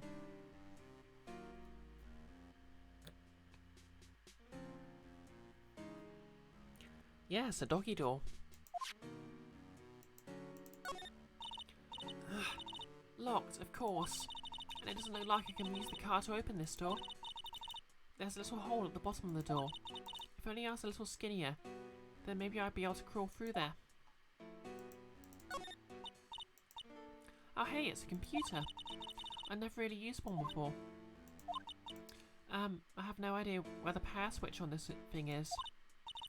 Drat, there goes my plan to use this somehow to get out of here.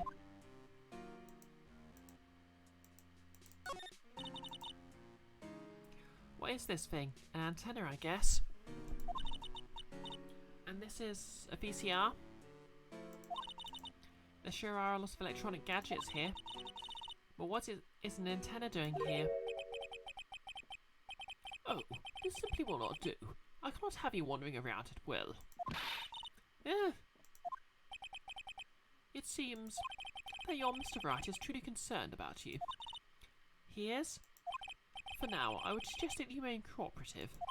If you cannot, there are ways in which I can help you. Ways, you mean?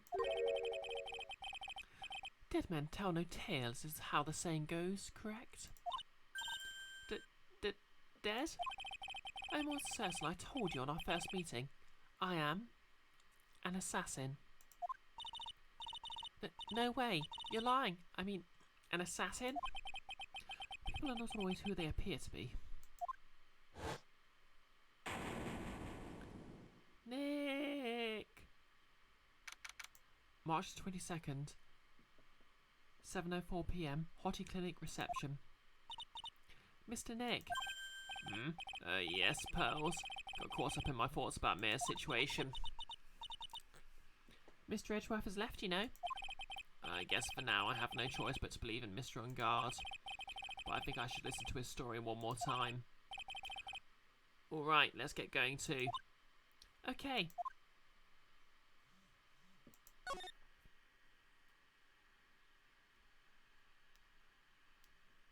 Oh cool, my notes have been delivered.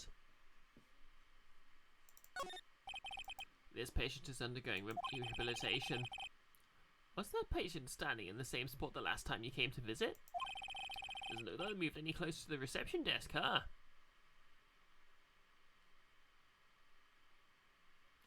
Almost as if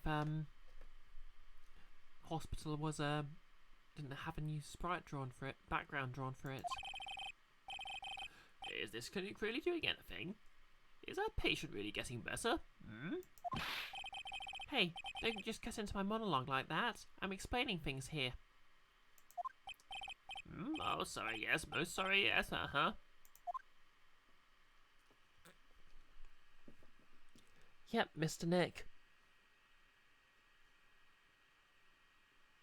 Oh, sorry, yes. I think the player was just controlling someone else just now. That's right, Nihilus.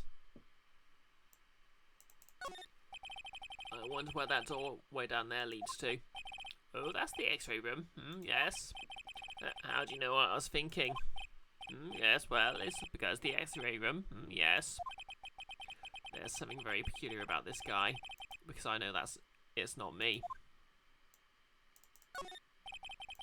This must be the waiting area. It's got the feeling of one, and there are sofas lined up. But I don't see all of that many patients. Yes, well, visiting hours are over, that's why. It's time for the nightly consultations to begin. That is. Isn't there anyone keeping an eye on this guy? Clearly not. This is the clinic's reception desk, but it doesn't look like there's anyone at the counter. On the wall is this month's word to the wise. Put your best foot forward. Putting this up at a general clinic is like this doesn't really mean much, does it? Okay.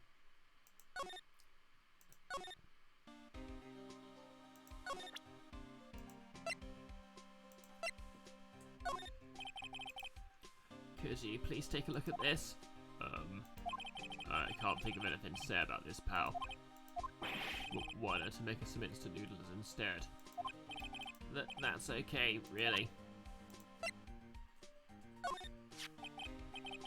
Oh yeah, do you know about this card? Edgeworth for some reason went pale the instant he saw this card. Hey, I know this is, pal. You do? No matter what way you look at it, I'd say it's a picture of a shell.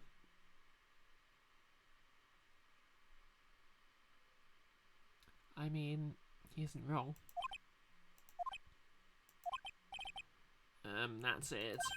Oh yeah, that's right. Mr. Edgeworth realised they're cook snail things. What are they called again? Escargot or something like that. Mr. Nick, I think we just solved the mystery of why Mr. Edgeworth's face turned pale, right? As I suspected, Gumshoe has no clue. Okay.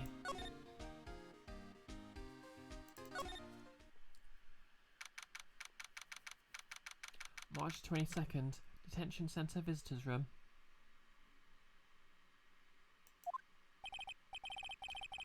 I'm sorry, but visiting hours are over for today. I have too many questions I need to ask. I'm sorry, but I'm Phoenix Wright, a lawyer for one of them. You're Mr. Wright, you say? Oh yeah, there's a message here for you. A message? It's from Matt on guard. Here you are. What'd he write? Is it something important? I don't know. Well, let's see what it has to say. Hey, Mr. Lawyer Dude, I've got something really important to tell you. Why do I feel uneasy all of a sudden?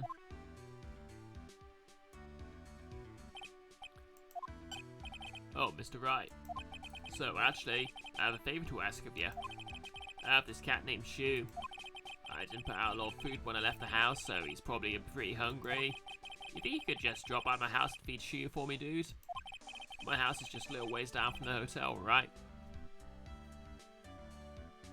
Wait, so why is he staying at a hotel when his house is literally down the road?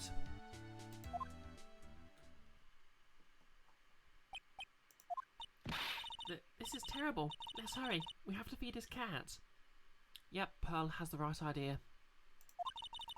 I'm sure poor Shoe's stomach is growling by now. Yeah, I guess. Matt's note jammed into a pocket. Please feed my cat, Shoo. My house is just a little ways down down from the hotel. Client's request is a request. Guess I should go check upon his cat.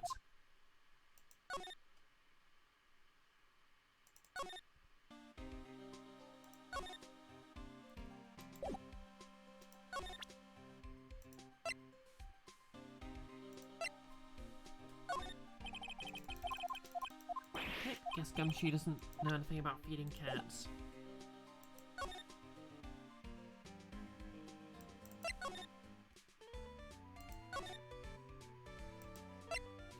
And I guess you just teleport to the living room from the hotel.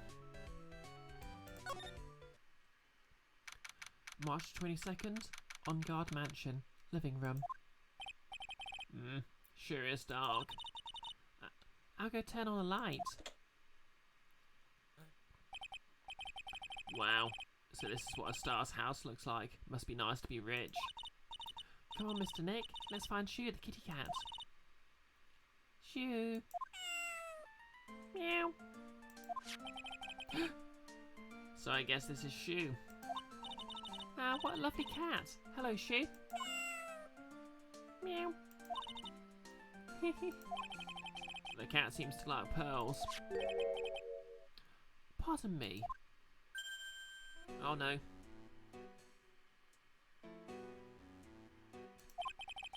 May I help you with something, mister? Oh, we're lawyers. Actually, I'm Mr. Unguard's lawyer. The master's... Then you must be Mr. Wright. Yes. Ah, it's a pleasure to meet your wonderful self. I'm the family butler, John Doe. Nice to meet you. Meow.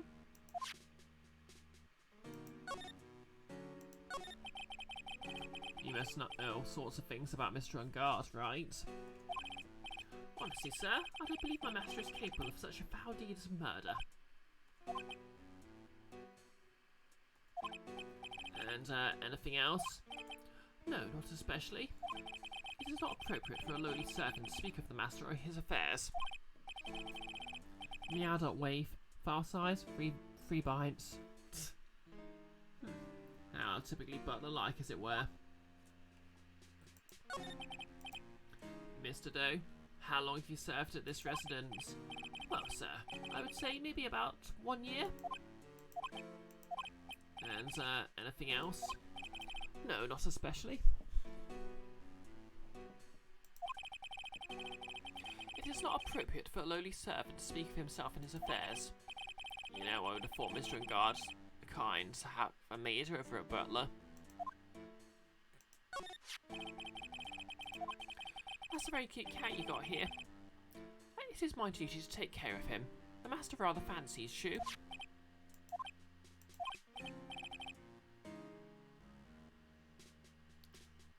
And, anything else? No, not especially. It is not appropriate for a lowly servant to speak of the family cat. Well then, I guess I don't need this piece of scrap paper anymore. Matt's note crumpled in a ball and thrown away. Well, I'm afraid I must take my leave of you now. We should probably get going ourselves. So young, yet already so accomplished. A master of law. But there's also a lot to be proud of in being a butler, in charge of the house and all. Thank you for the compliment, sir. People are not always who they appear to be. Now, if you'll excuse me. So why did Unguard send us over here if there's a butler to take care of? He hired a killer, but does he necessarily know the guy's living in his house? Good question.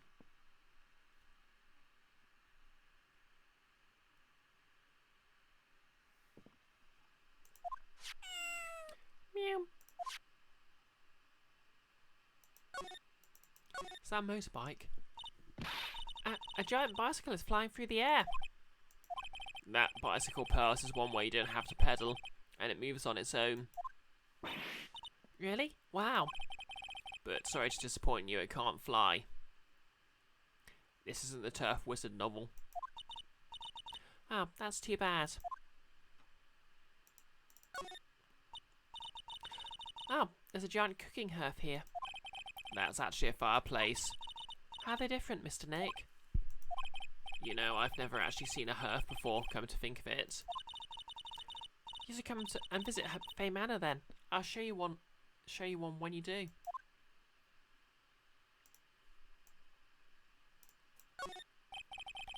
It's haunted. It's a very comfortable and spacious lounge set. I wonder if famous stars drop by and sit around and have a good time. In any case, I don't really belong here, do I? What's with me and feeling inferior today? Phoenix Wright feels he's a creep. A weirdo.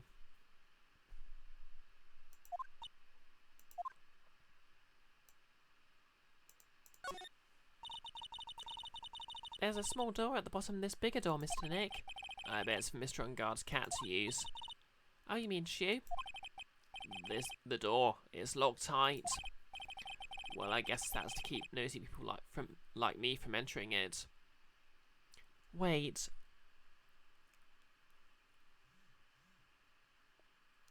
Does that door lead to the room we just saw earlier? From Mayor's perspective. It's got the cat flap and everything.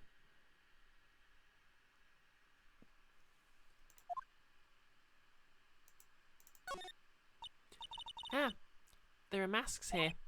Yeah, the one in the middle is the Steel Samurai. The one next to it are the Pink Princess and the Evil Magistrate. They fought many battles against the backdrop of near old Tokyo. Wow, you really know a lot about the Steel Samurai, Mr. Nick. I don't know whether to laugh or cry that I know a lot more about that show than the kid. Well, that's the millennial experience.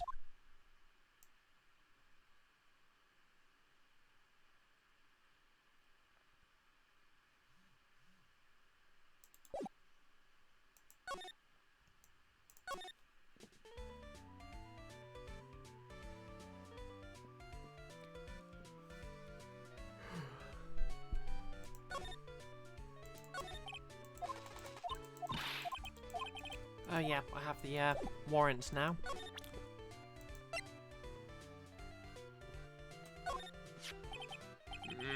Maybe if I share this letter I got from Edgeworth. Miss Oldbag, if you'd look at... What? You want me to look at this worthless piece of... Edgy poo? That hurt to say. Is that her perfume? Pheromoned armor, I smell.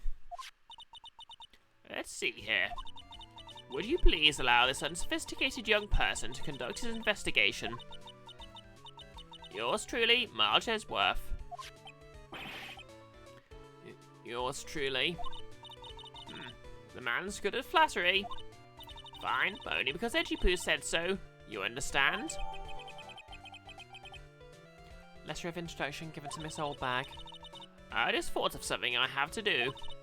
Remember, no messing about. You don't think bad, and I won't let you off the hook. Whew, she's gone. My vocal cords are saved. It looks like she has strong feelings for Mr. Edgeworth. That may be, but you know nothing's going to come of it.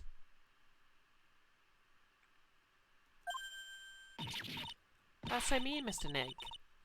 Feelings are meant to be told and shared. Ow. Every time we talk about love, I always end up with a handprint on my face somehow.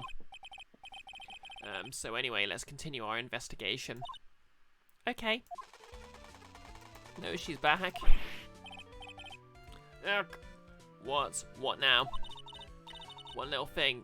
Wait, what little thing before I forget? She Columboed us. You can't go into Ongar's room today.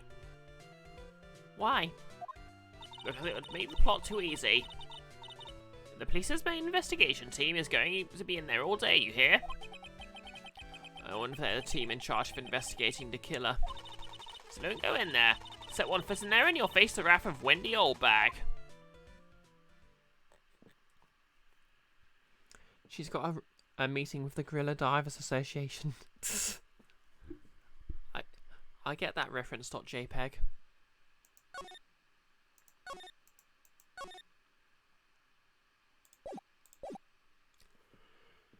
Well, we're at an hour and 50 minutes.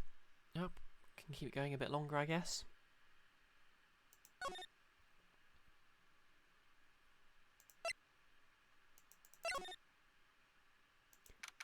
March the 22nd, Gatewater Hotel, Viola Hall.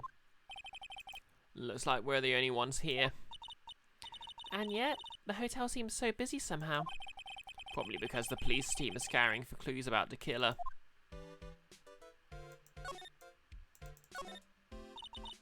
I want to eat a meal with Mystic Mare again.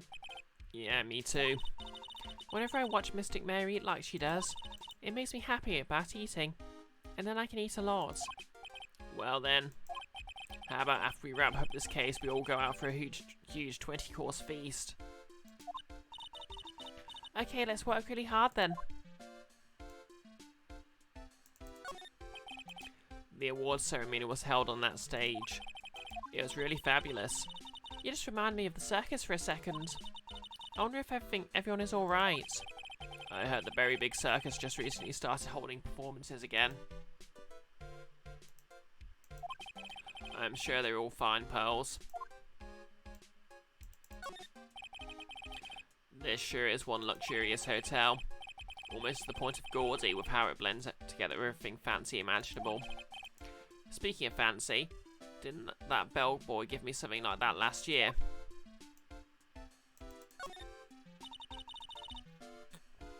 Yep, Nolus, no one here wants to remember the circus. That's such a beautiful sight. The chandelier. Yes, but I can't believe it. I can't believe that such a terrible murder happened under such beautiful lights. It's shocking.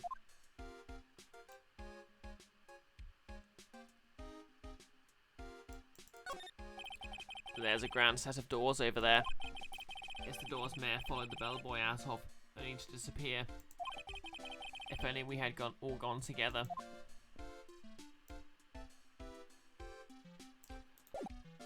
That bellboy would have had to deal with my fists of fury.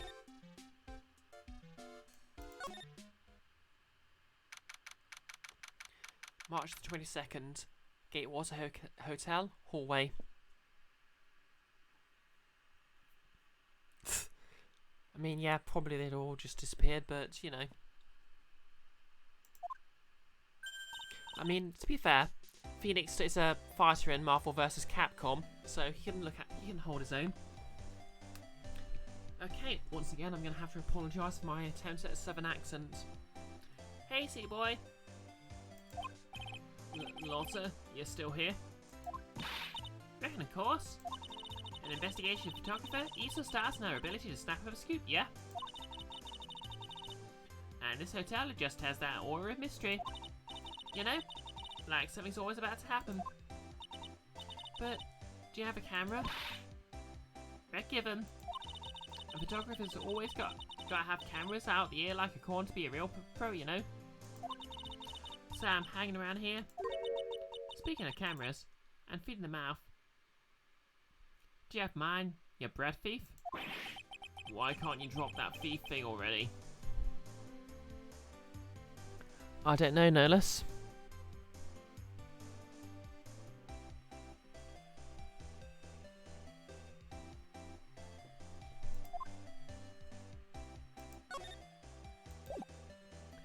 Yeah, my throat's kind of sore, so I think I'm going to call it here. According to Google, wreck given is not a word. I guess it's just supposed to sound vaguely southern. Oh, what's this? I can't believe I just said that. Vance Ferdinand is raiding with a party of 8 raiders. Oh, guess I'm going on a bit longer then. Thanks for the follow, Scarpunk Elf. Scarpunk Elf redeems Hydrate, Posture and Hydrate again. Oh, thanks for the follow, Matt Prime. Alright. Hello, Vance Ferdinand. Can we get a shout out for her? Thank you, Kiara. What are you playing? Spyro the Dragon Reignited. Nice. Okay, formality. For those who don't know me, I'm BisectedBrioche. I'm a trans girl streamer. I stream Let's Plays of single player games. Occasionally I cosplay. Mondays and Wednesdays at the moment I'm streaming Metroid Prime 3 while cosplaying Zero Suit Samus. But on Fridays I stream Phoenix Wright, Ace Attorney, and do lots of silly voices. Anyway, Scarpunk Health has redeemed Hydrate and Posture, so...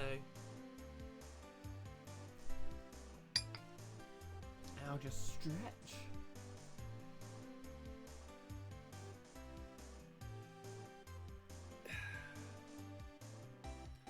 So thanks again to Scarpunk Health and Matt Prime for the follows. And how was Spyro the Dragon? You're just in time to hear my terrible attempt at a Southern accent. I want to ask you about the night of the murder. What? You really gonna shout out the bugs for the info I got? It was good. You failed a lot of jumps. Yeah, I remember. Well, obviously I played the Reignited trilogy, but I remember the original. Had a lot of leaps of faith in it.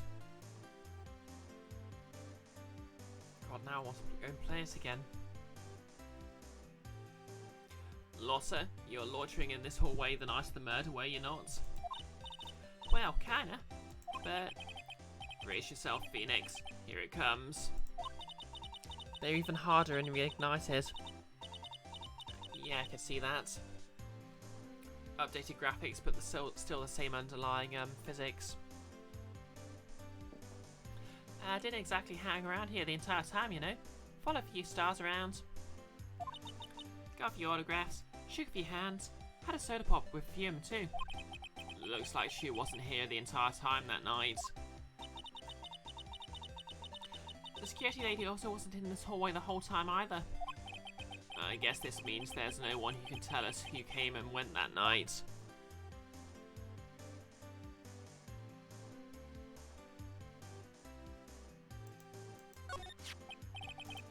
So about the note that was inside your camera case.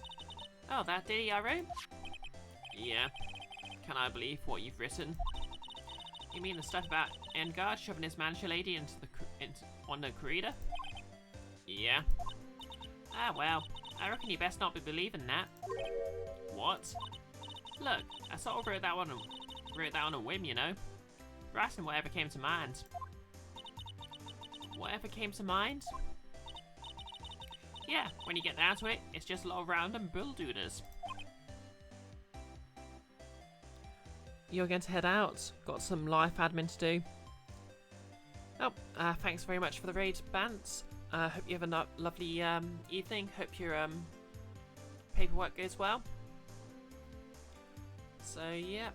Oh, yep, Kiara's already given you a shout out. So, yep, Kiara does a lot of, I think I watched her doing Resident Evil. That's pretty cool. So, have a lovely evening. Oh, thanks for the Prime sub. Always appreciated. Just a reminder to anyone who's subbed, I have the new emoji based on my D&D character.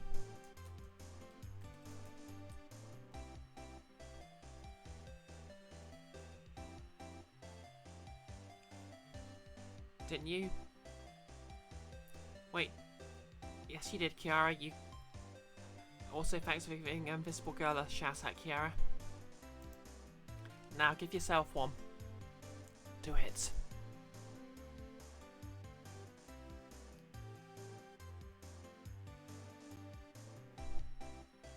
Do it, Kiara. Get in the shout out. Or the girl has to do it. Disclaimer. The girl is also you. Shout yourself out. Thank you, Nolus.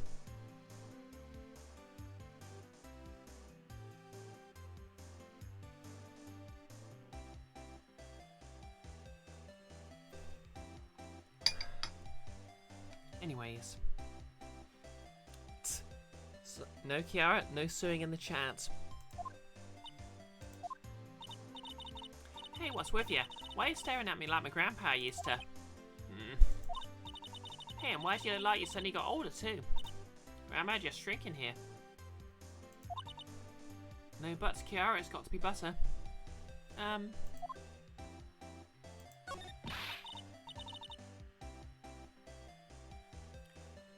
my baby. I lost my $1,600 baby. What's with that red-coated prosecutor anyhow? The guy told me it was evidence and refused to give it back to me. Well, it's kind of how it is.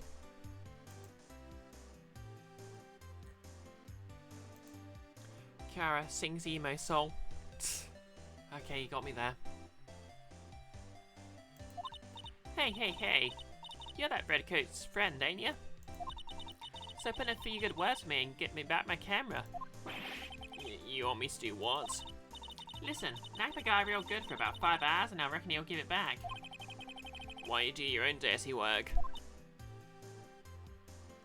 Yeah, so earlier in the game, she basically said she nagged a customer service assistant to give her a discount on the camera for 5 hours. Well, I reckon it's time for me to get going. A tabloid photographer without a camera is just a tabloid, huh? Yeah, I guess so. Is that why she's folding? Keep yourself together out there, you hear? I'm coming to see you in court tomorrow. Okay, I'll see you then. And you too there, little un. Keep up the good work, okay? Okay. Don't be picky about your food now. Okay. And make sure you do all your homework, you hear? Okay. And if you happen to find yourself a camera, just make sure you... Would you please just leave already? So yeah, once again, I'm sorry to any actual Americans for my attempt at an accent there. Okay, Karida's hotel room. Does Pearl go to school? I think she's homeschools. So technically, March 22nd, Gatewater Hotel, Karida's hotel room.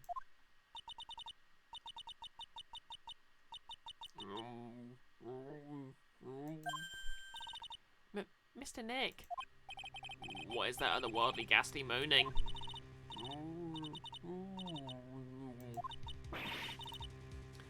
I hate evil ghosts.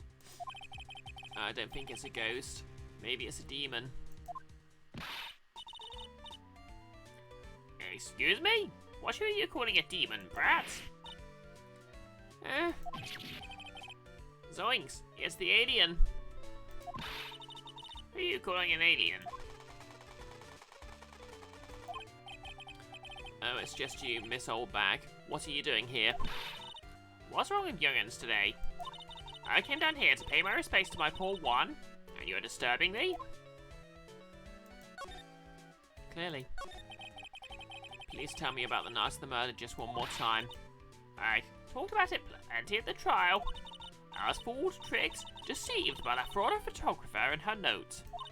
She was loitering around here with that imbecilic look on her face. She does look like a first season Scooby-Doo monster in that helmet. Yep, she does indeed. With that imbecilic look on her face? Okay, gossip. Now, hold on. Second there, you little pipsqueak. If you're going to take notes, at least make me sound better than that. Alright. Now I've seen everything. But you know, I was working that night too, doing my job, minding my own business.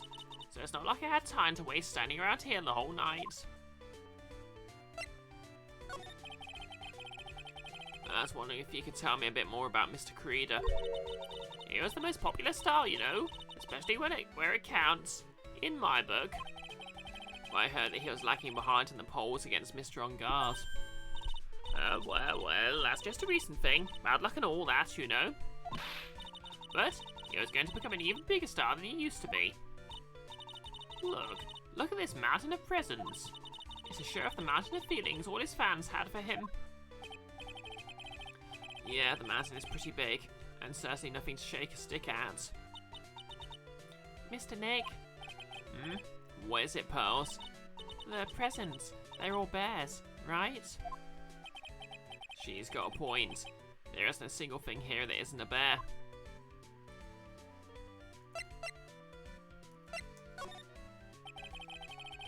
All of Mr. Creeder's presents from his fans seem to be bears. Oh, that's because you can't think of one without thinking about bears. Bears? Why bears? You don't know? When my dear one was training, he fought bare-handed with a bear. Insert mandatory bare-handed pun here. He refused to give in and let the bear win. After the fight, they became friends. Wow, what a heartwarming story. Look, it's just like in those young people's dramas. I can see those two tuckered out, down by the river going, heh, you sure can fight. You too, bub. You too. Did all that really happen? It's in his biography, bub. What a load of crock. So ever since then, fans have been giving him bears as presents. Yeah, nice. Bears. I am Uncle Bear, and I say it's barely 8 o'clock. Well, what is that infernal racket? Actually, no. I kind of imagine that bear having the voice of Teddy from Persona 4. So is Mowgli. Yeah, basically no less.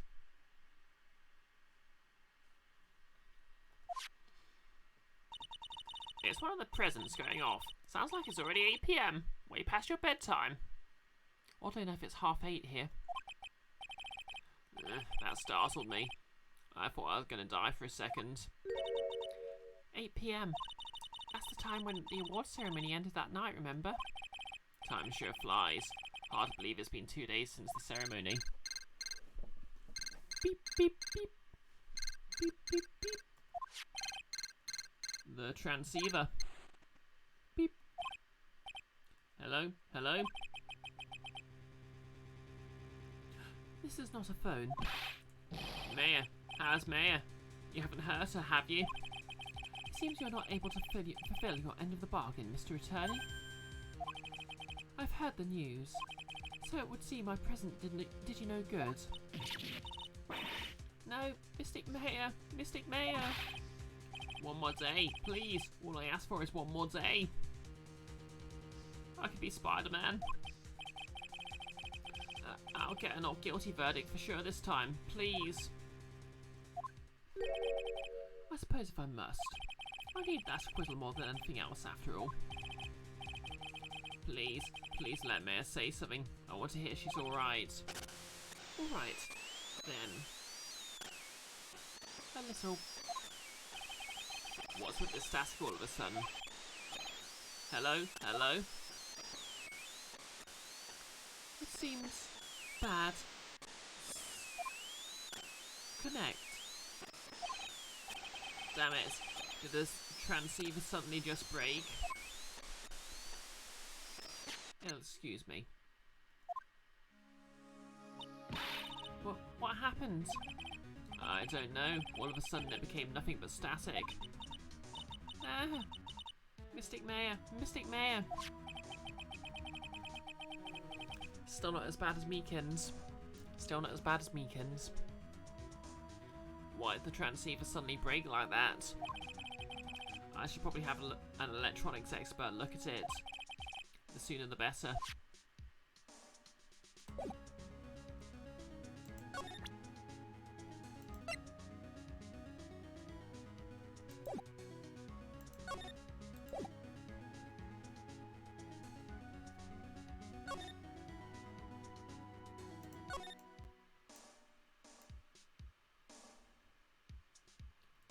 So where's the bear with the clock in it then? Wow, there are a lot of bears. Alarm clock ones, collector's edition, stuffed teddies, plastic models. It's pretty overwhelming. Is there a kind of bear he doesn't have? Middle left. Oh yeah, I see it. There's even a few in the trash can. Yeah, I get the feeling maybe this guy didn't really like bears. Poor teddies. It's hard to bear with all these problems. Growl. I hate that clown. around so much. I don't think I want to bear with the trauma that last case caused me. What's wrong with Mr. Nick? Yeah, I guess I can't actually select it. Oh well. It's so messy here. Pearls really likes things neat and tidy, I take it. There are lots of electronic things in here that I've never seen before. Hey, Mr. Nick, tell me what they are, pretty please. Okay, that over there is a watch. You wear it on your wrist. I know what a watch is. Oops, for a second there I forgot I was talking with Pearls, not Maya.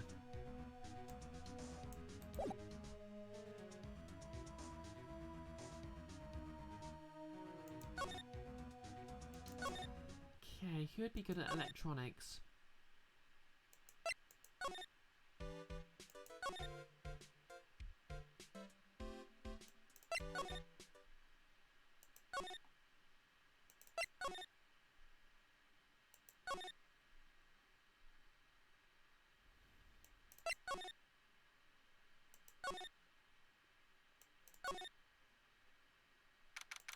March 22nd, writing co-law offices.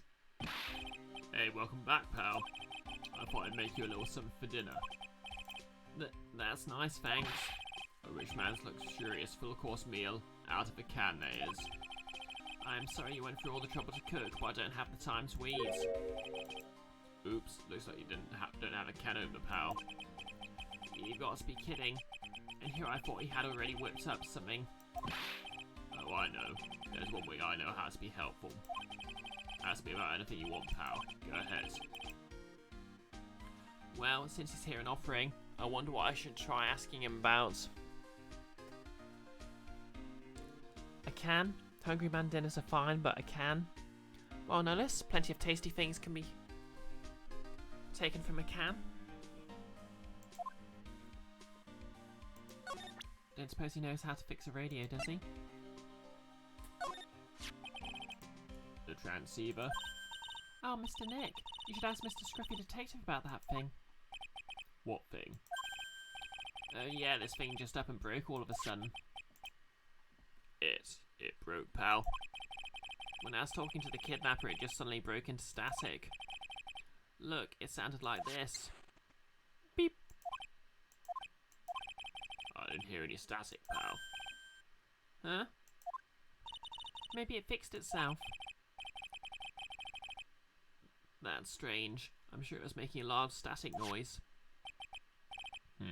Maybe. Maybe what? Maybe it was electromagnetic interference, pal. Electromagnetic interference?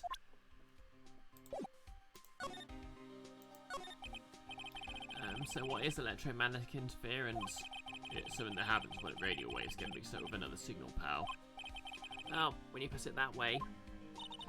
I don't understand what you're talking about. Like, for example, when a cell phone goes off next to a computer screen, the stuff on the screen gets kind of fuzzy and starts acting funny, right?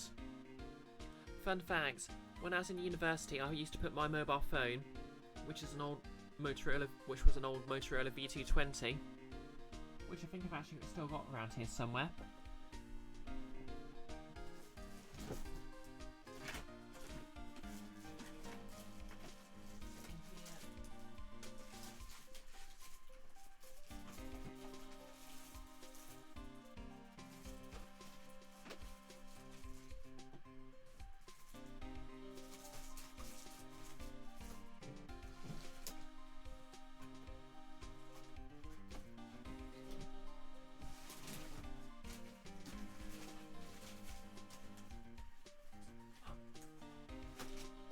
My old Motorola V220. Behold, my first ever mobile phone. And I used to actually put it next to the cable on my headphones. And whenever it I'd actually get sort of a crackling in my headphones just before it started ringing. Years before I had access to anything with Bluetooth in it.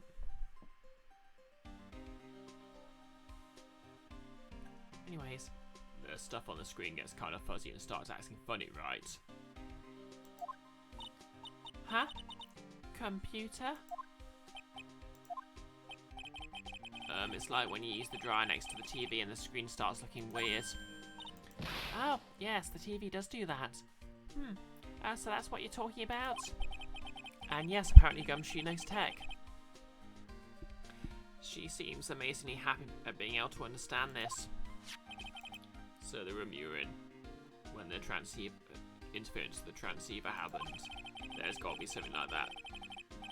They're sending out very strong radio waves, pal. Something like a listening device or something. I guess he'd know all about bugs, he's a cop. Ah. Hey, speaking of that, where were you when it happened? We're in Mr. Karida's room, the scene of the murder. What? That's it. I'm gonna sneak into the precinct and get a bug sweeper. I'll meet you at the crime scene later. Alright, pal. Wait, Gumshoe. Oh yeah, baby. It's investigating time. Well, that's the thing. I'm on fire, pal. My fingers are itching to go. Yeah. Yes, no less a bugbear. We should get going too, Mr. Nick. Right, let's go. 2 hours, 15 minutes. Yeah, a bit longer.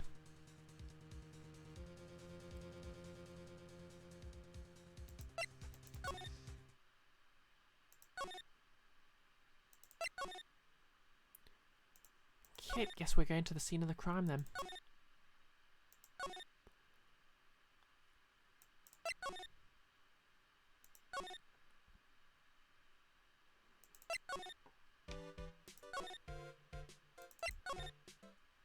Whoops, wrong way.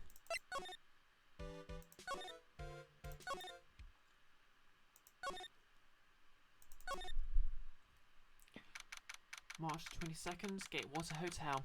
Karida's hotel room. Hey, you're finally here, pal.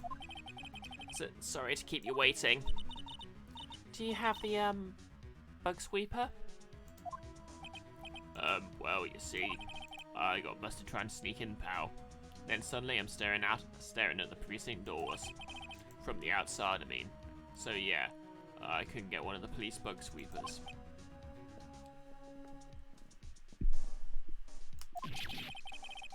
What do you mean you couldn't get one? We need that item. Hey, calm down, pal. Didn't say I couldn't get one. Just not the police's. Wow, so this is a bug sweeper? It looks a little broken. Hey, this thing was made when I was in elementary school, pal. Oh, by who? Me, of course. Seeing this show brings back memories. Oh, I guess he built bug sweepers when he was in school, so I guess he knows electronics. Ish. Yep, I'm surprised as you are, Nerlus. Gumshoe can actually do something. Aside from wreck my vocal cords when I have to read his voice out. Hey, don't look down on it, pal. Sure, it looks a little beat up. But I put my heart and soul into building this puppy here. Your heart and soul? It'll work. Trust me, pal. It'll do the job. It was 3.5 edition, so I had to use XP. But you can't set the sensitivity. So it's going to beep at anything that gives off the electromagnetic waves. But isn't it better that way? Oh ho ho ho ho ho ho. Well, anyway, since I was all this way, might as well give it a whirl, right, pal? I'm getting the sinking feeling again. Okay, now I'll tell you how to use this baby. Took you a second, did it, Nerlus? There's a listening device or some other sort of bug hidden in this room, pal. So we're gonna find it, right? Right, now first let's turn the sweeper on. Next, move the sweeper around to give the room a real thorough look, you see, pal. The sweeper will let you know how strong a signal it's picking up, so keep an eye on it, okay? To be fair, you've never played 3.5 edition. Yeah, there's not really much reason to. I sort of like Pathfinder because, well, it's basically sort of like Pathfinder In this, it's very good if you've taken the time to read all the books and everything, but it's a bit hard to get into. Once you find something that's given off a lot of radio waves, press enter to lock onto it. There's a lot of things here that's going to give off radio waves.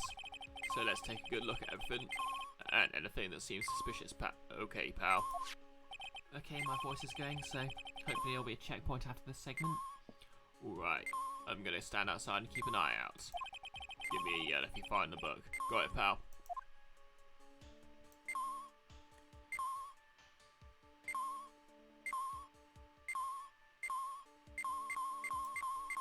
Beep. Lamp, check. Listening device, no. There's lots of lamps in this room, aren't there, Mr. Nick? Yeah. And they're all on. You shouldn't do that, Mr. Nick. Don't you know that's wasteful? Yeah. I'll be more conscientious from now on. Sorry. Robot. Ah, what a lovely bear. Bruh. This must be one of those fancy bear-shaped toy robots. It's a robot. It's a real robot. Yeah, it's a real one. Mr. Nick. Yes? How many horsepowers is it? How many horsies? Horsies? Well, look, it's a bear, so,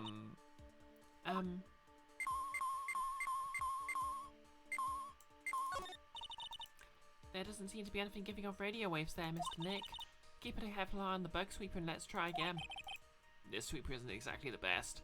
Well, make do with what you have, right?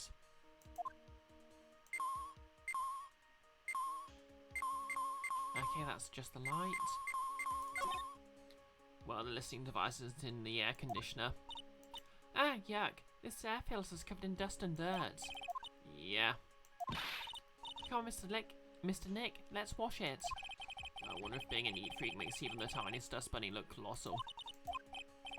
What? Oh, nothing.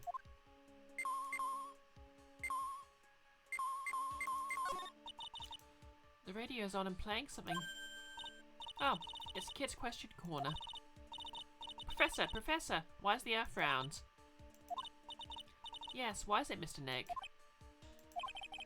Why don't you listen to the radio program and little more pearls? Fun fact, it's actually because of surface tension, because the Earth started off as a molten ball of magma. Don't people usually put listening to things in lamps and stuff to mask the electromagnetics? That's true.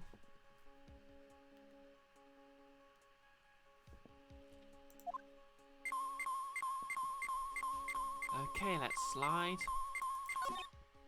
Well, the phone is the most common place for a listening device, I'd say. But let's take the receiver apart first before we get ahead of ourselves here. Wow, you know a lot about electronics, don't you, Mr. Nick? Yeah, no tons, especially when it comes to taking them apart is my specialty. I'll leave the fixing it part to Gumshoe. So, is there a listening device in there? No, and I really thought it had to be in the phone too.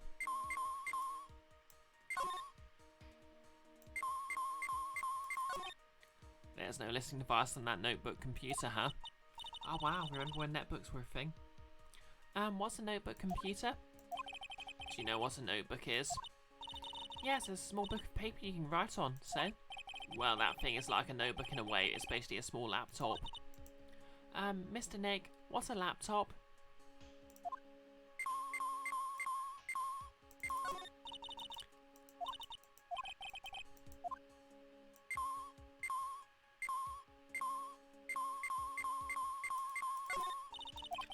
What's this?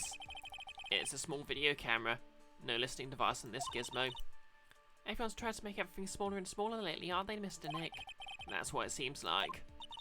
But I want to grow bigger and bigger. Well, eating only vegetables isn't going to help you there. You have to eat meat too. Well, it certainly looks like an alarm clock. What's wrong? Why do you look troubled? I just can't imagine a listening device being inside this alarm clock. It just sort of reminds me of something that happened a long time ago.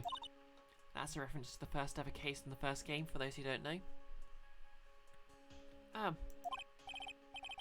Well, anyway, it looks like the listening device isn't in here.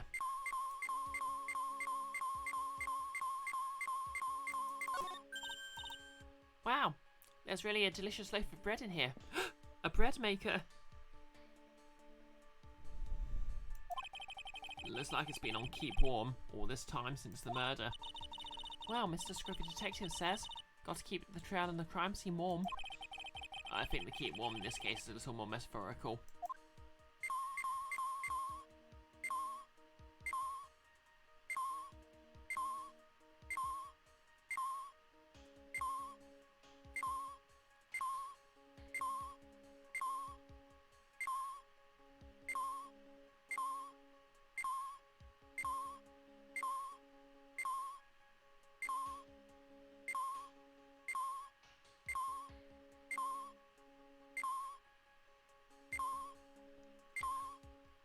Big Bear, not quite.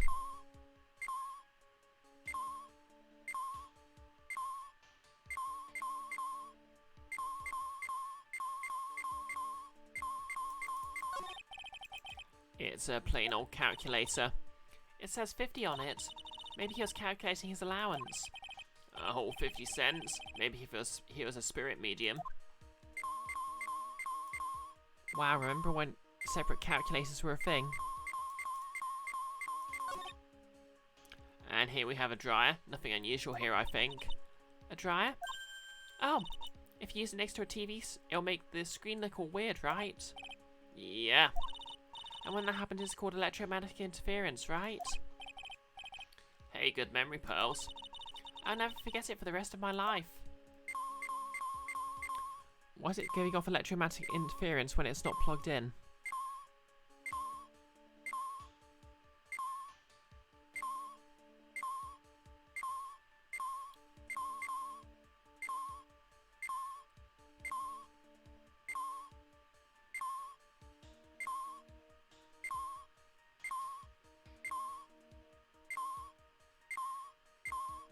Oh, I think we have a winner.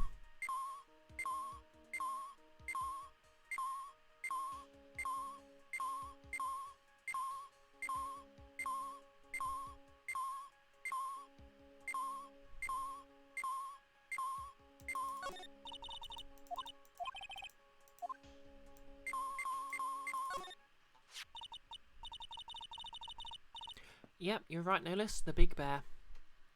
This is just a giant stuffed teddy bear, right? It's the biggest one I've ever seen. Hey, so did you guys find it yet? The listening device, I mean. No, not yet, but this bear's eye is. Let's see. A perfectly normal stuffed bear with some really strong radio waves. Sounds like you found a device to me, pal. Let's dig this big fella's eye out and see what we got. No, you can't. Such a violent act. Oh, Pearl. Rip. No.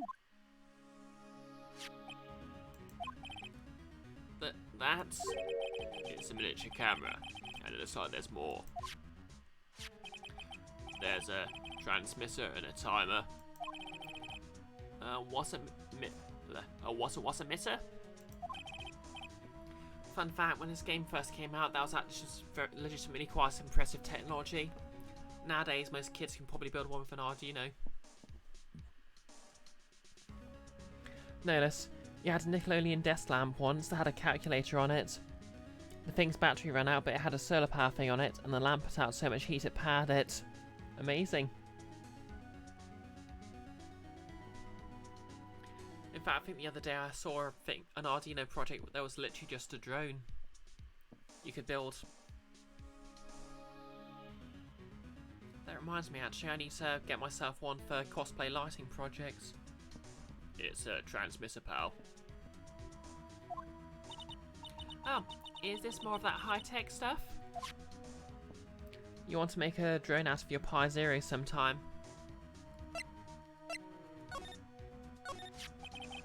So this tiny thing's a camera? Wait, this tiny thing's a camera? Yep, it's a pinhole CCD camera, pal. It's a small, high-grade video camera mostly used in security systems. So it's a... Why do I keep using Pearl's voice for Phoenix? So it's a video camera. It runs on a battery, which comes with it in a set. But there's no videotape in this camera. This is the only camera part here, pal. The tape recorder with the tape inside is somewhere else. Somewhere else? The footage is changed to radio waves, then it's sent to that recorder. So it's sort of like a TV broadcast, isn't it?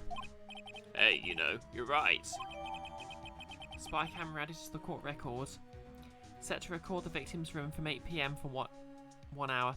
Was running at the time of the murder. The most futuristic thing you have is a silly headgear to put your phone in for shitty VR. Yeah. Are those any good? So what's a transmitter? It's a device that sends the footage to the camera that the camera took to a specific destination. It's like a video version of a listening device, pal. It looks like it's attached to a small clock-like thing. Oh, that's a timer, pal. You can set it to turn the camera on and record at a certain time with it. You can set it for a certain time? Yup. Let's see. This looks like it was set to start at 8 PM and go on for 1 hour. 8 PM? That's the time the award ceremony ended. There's no date set, so it's been recording every night, I guess. Mr. Detective, how long has this bear been here? I'm pretty sure it's been here since the night of the murder. Then maybe. Maybe this camera caught the murder on tape. The Microsoft Store almost ever had like 2 free VR games on it. Neither of us were really worth it though. And the only buttons on top of the headgear. Ah, fair enough. Mix Mage Iron Redeemed Hydrate. Oh, thanks for that. Oh, that's my last sip of tea, so I guess we're going to be wrapping up here. No less. I guess YouTube or something might have VR videos that could be interesting, though. Maybe you could try that. Yeah, maybe. To be honest, I think the only VR games that really interest me are the Psychonauts VR game and Half-Life Alex.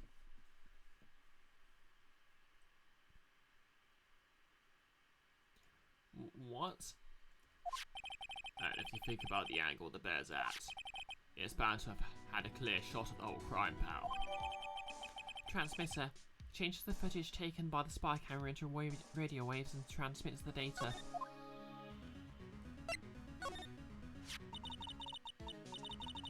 You're going to get an index when you have enough money. Nice. So there was a camera in this bear's eye? And it was disguised as a present.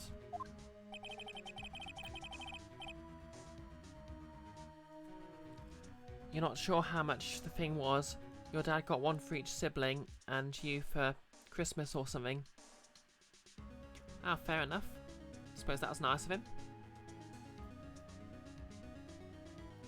And I'm sure it was here on the night of the murder, pal.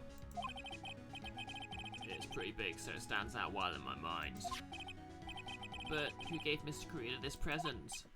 I don't know, pal. But this means that someone out there has got a video of what happened here that night. Isn't there any way we can find out who that person is? It's impossible, pal. Yeah, I can't imagine it was too expensive, even for a couple of them. It's impossible, pal. Radio waves can be sent almost anywhere, so there's no real way to find out. Oh. Is there really no way to find out? Stuffed bear added to the court records. The spy camera was set in its right eye, found in the victim's room. I got it. What? Hey, pal, let me borrow this mini camera for a bit. What are you gonna do?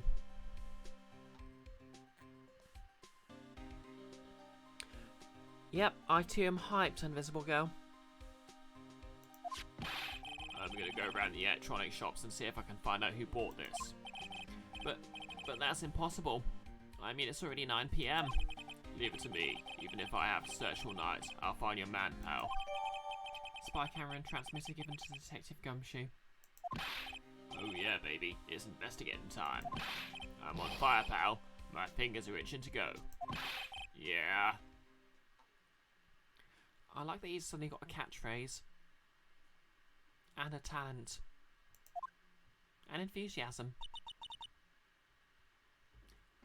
He's gone. Yeah. But Mr. Scruffy Detective sure is a nice man. He's pushing himself so hard, all for Mystic Mayor's sake. It's a mystery how you always manage to do things in the most inefficient ways, right? You'll have to excuse me. I heard your conversation just now. Edgeworth, what are you doing here? A rescue team has been created and deployed. I can't say I'm optimistic, but we have to move forward one step at a time. Yep, hype for Invisible Girl.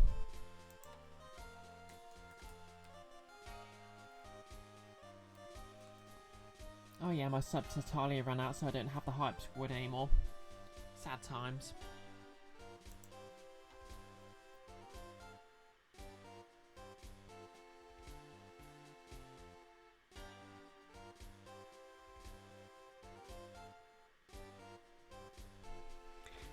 You'll do so many silly things, Invisible. I can't say I'm optimistic. Oh, I see. Thanks. Don't thank me yet. We still have to find her. So there was a spy camera hidden inside this stuffed animal, huh? You're one lucky man, right? Do you know this stuffed bear, little girl? I have no idea. Of course not. The maker of this bear is a very expensive luxury brand from overseas. It's completely handmade, and only a small number of these are exported here. What? The camera and transmitter that Scatterbrain's detective took with him are dead ends. Things like those can be bought anywhere. However, this bear is different. By tracking how it got to this country, this bear can tell us who the buyer is. Can he really do that, Mr. Nick? Can he really? Well, I guess so. It's 9 p.m. I think I can still make it in time. I'll be taking this for now. I'm sure you'll have other things you have to do. Stuffed bear snatched up by Edgeworth. See you soon, right? Wait. What? Why are you doing this? Wait, why are you doing this? I have no interest in explaining myself to someone who cannot comprehend. We all know it's because you love him, Edgeworth. Yep, it's mentally exhausting waiting for stuff, Invisible. I literally just got paid today, so I've got a whole lot of materials I need to buy for my cosplays. But besides that, right, until court reconvenes tomorrow, you should concern yourself with this question. Who was the person who murdered one Creeder?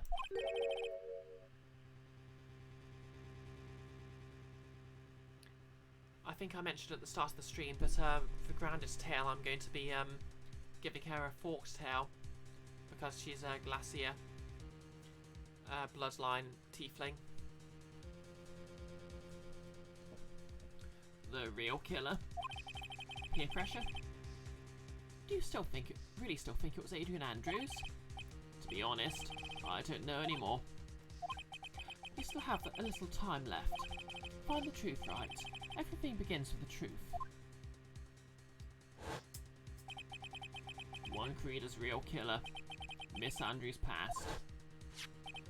The kidnapper whose sole condition is an acquittal for Mr. Ungard. And this card, Shelley the Killer.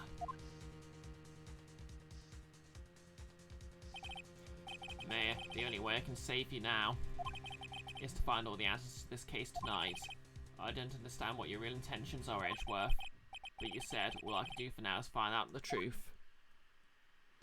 Can reach out, can hold out. Wait, wrong game, sorry.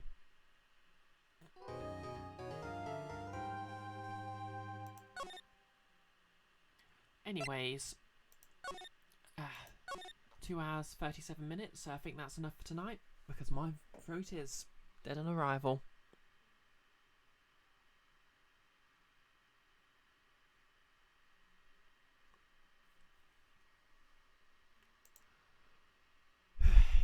Close that down. My stream went on longer than Star Wars. I guess it did.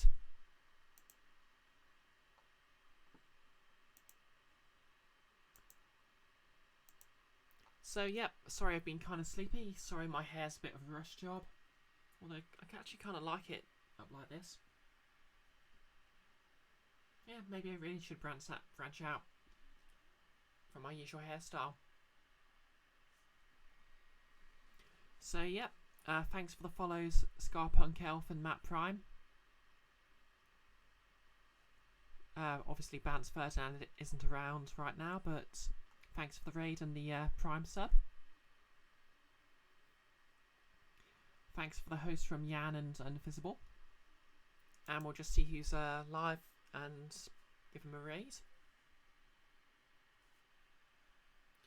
So, yep, recommend Bance Ferdinand.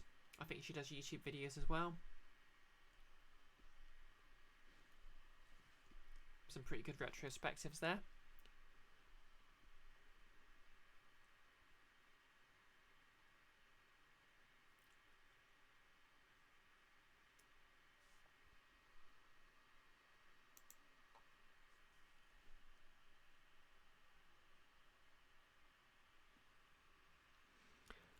Yep, also follow Kiara Strings. She does a very chill hangout streams every morning. The Invisible Girl, who also does streams of various games, similar to me. Also looks very cute in black lipstick, as does Kiara. Quite a lot of people who look cute in black lipstick around here, to be honest.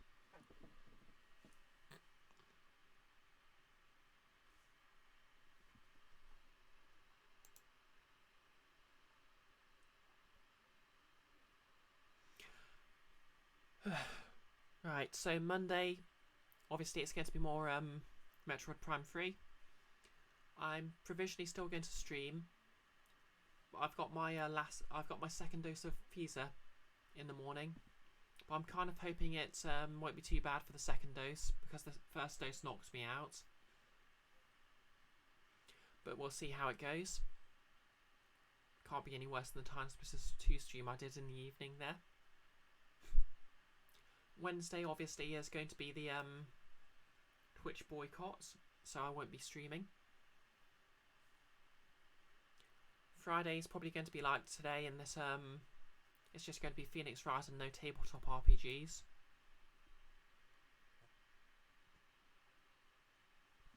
Okay, let's see who we got.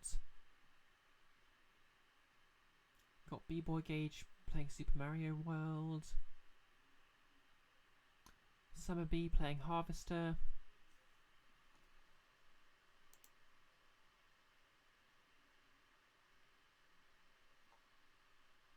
Tamina Can Minecrafting.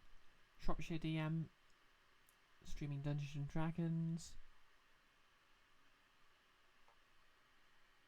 Wow, my face looks huge from this angle.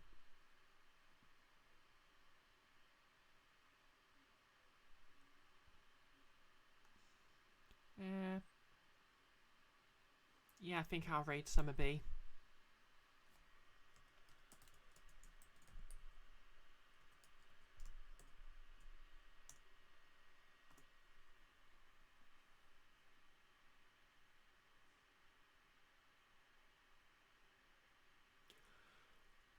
So, hopefully see you on Monday. And I won't be too knocked out. Watch my Twitter for more news about my cosplays. I'm also looking into basically with Lara Croft, I'm not sure if I need to learn how to use a lace front wig just to get the right hairline, or I'll be okay with a fringe. So I'll have a thought about that.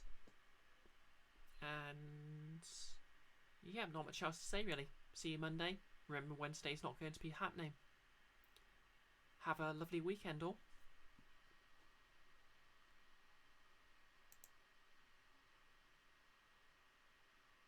Also ready in 3, 2, 1, bye. And if you're watching on YouTube, like, comment and subscribe.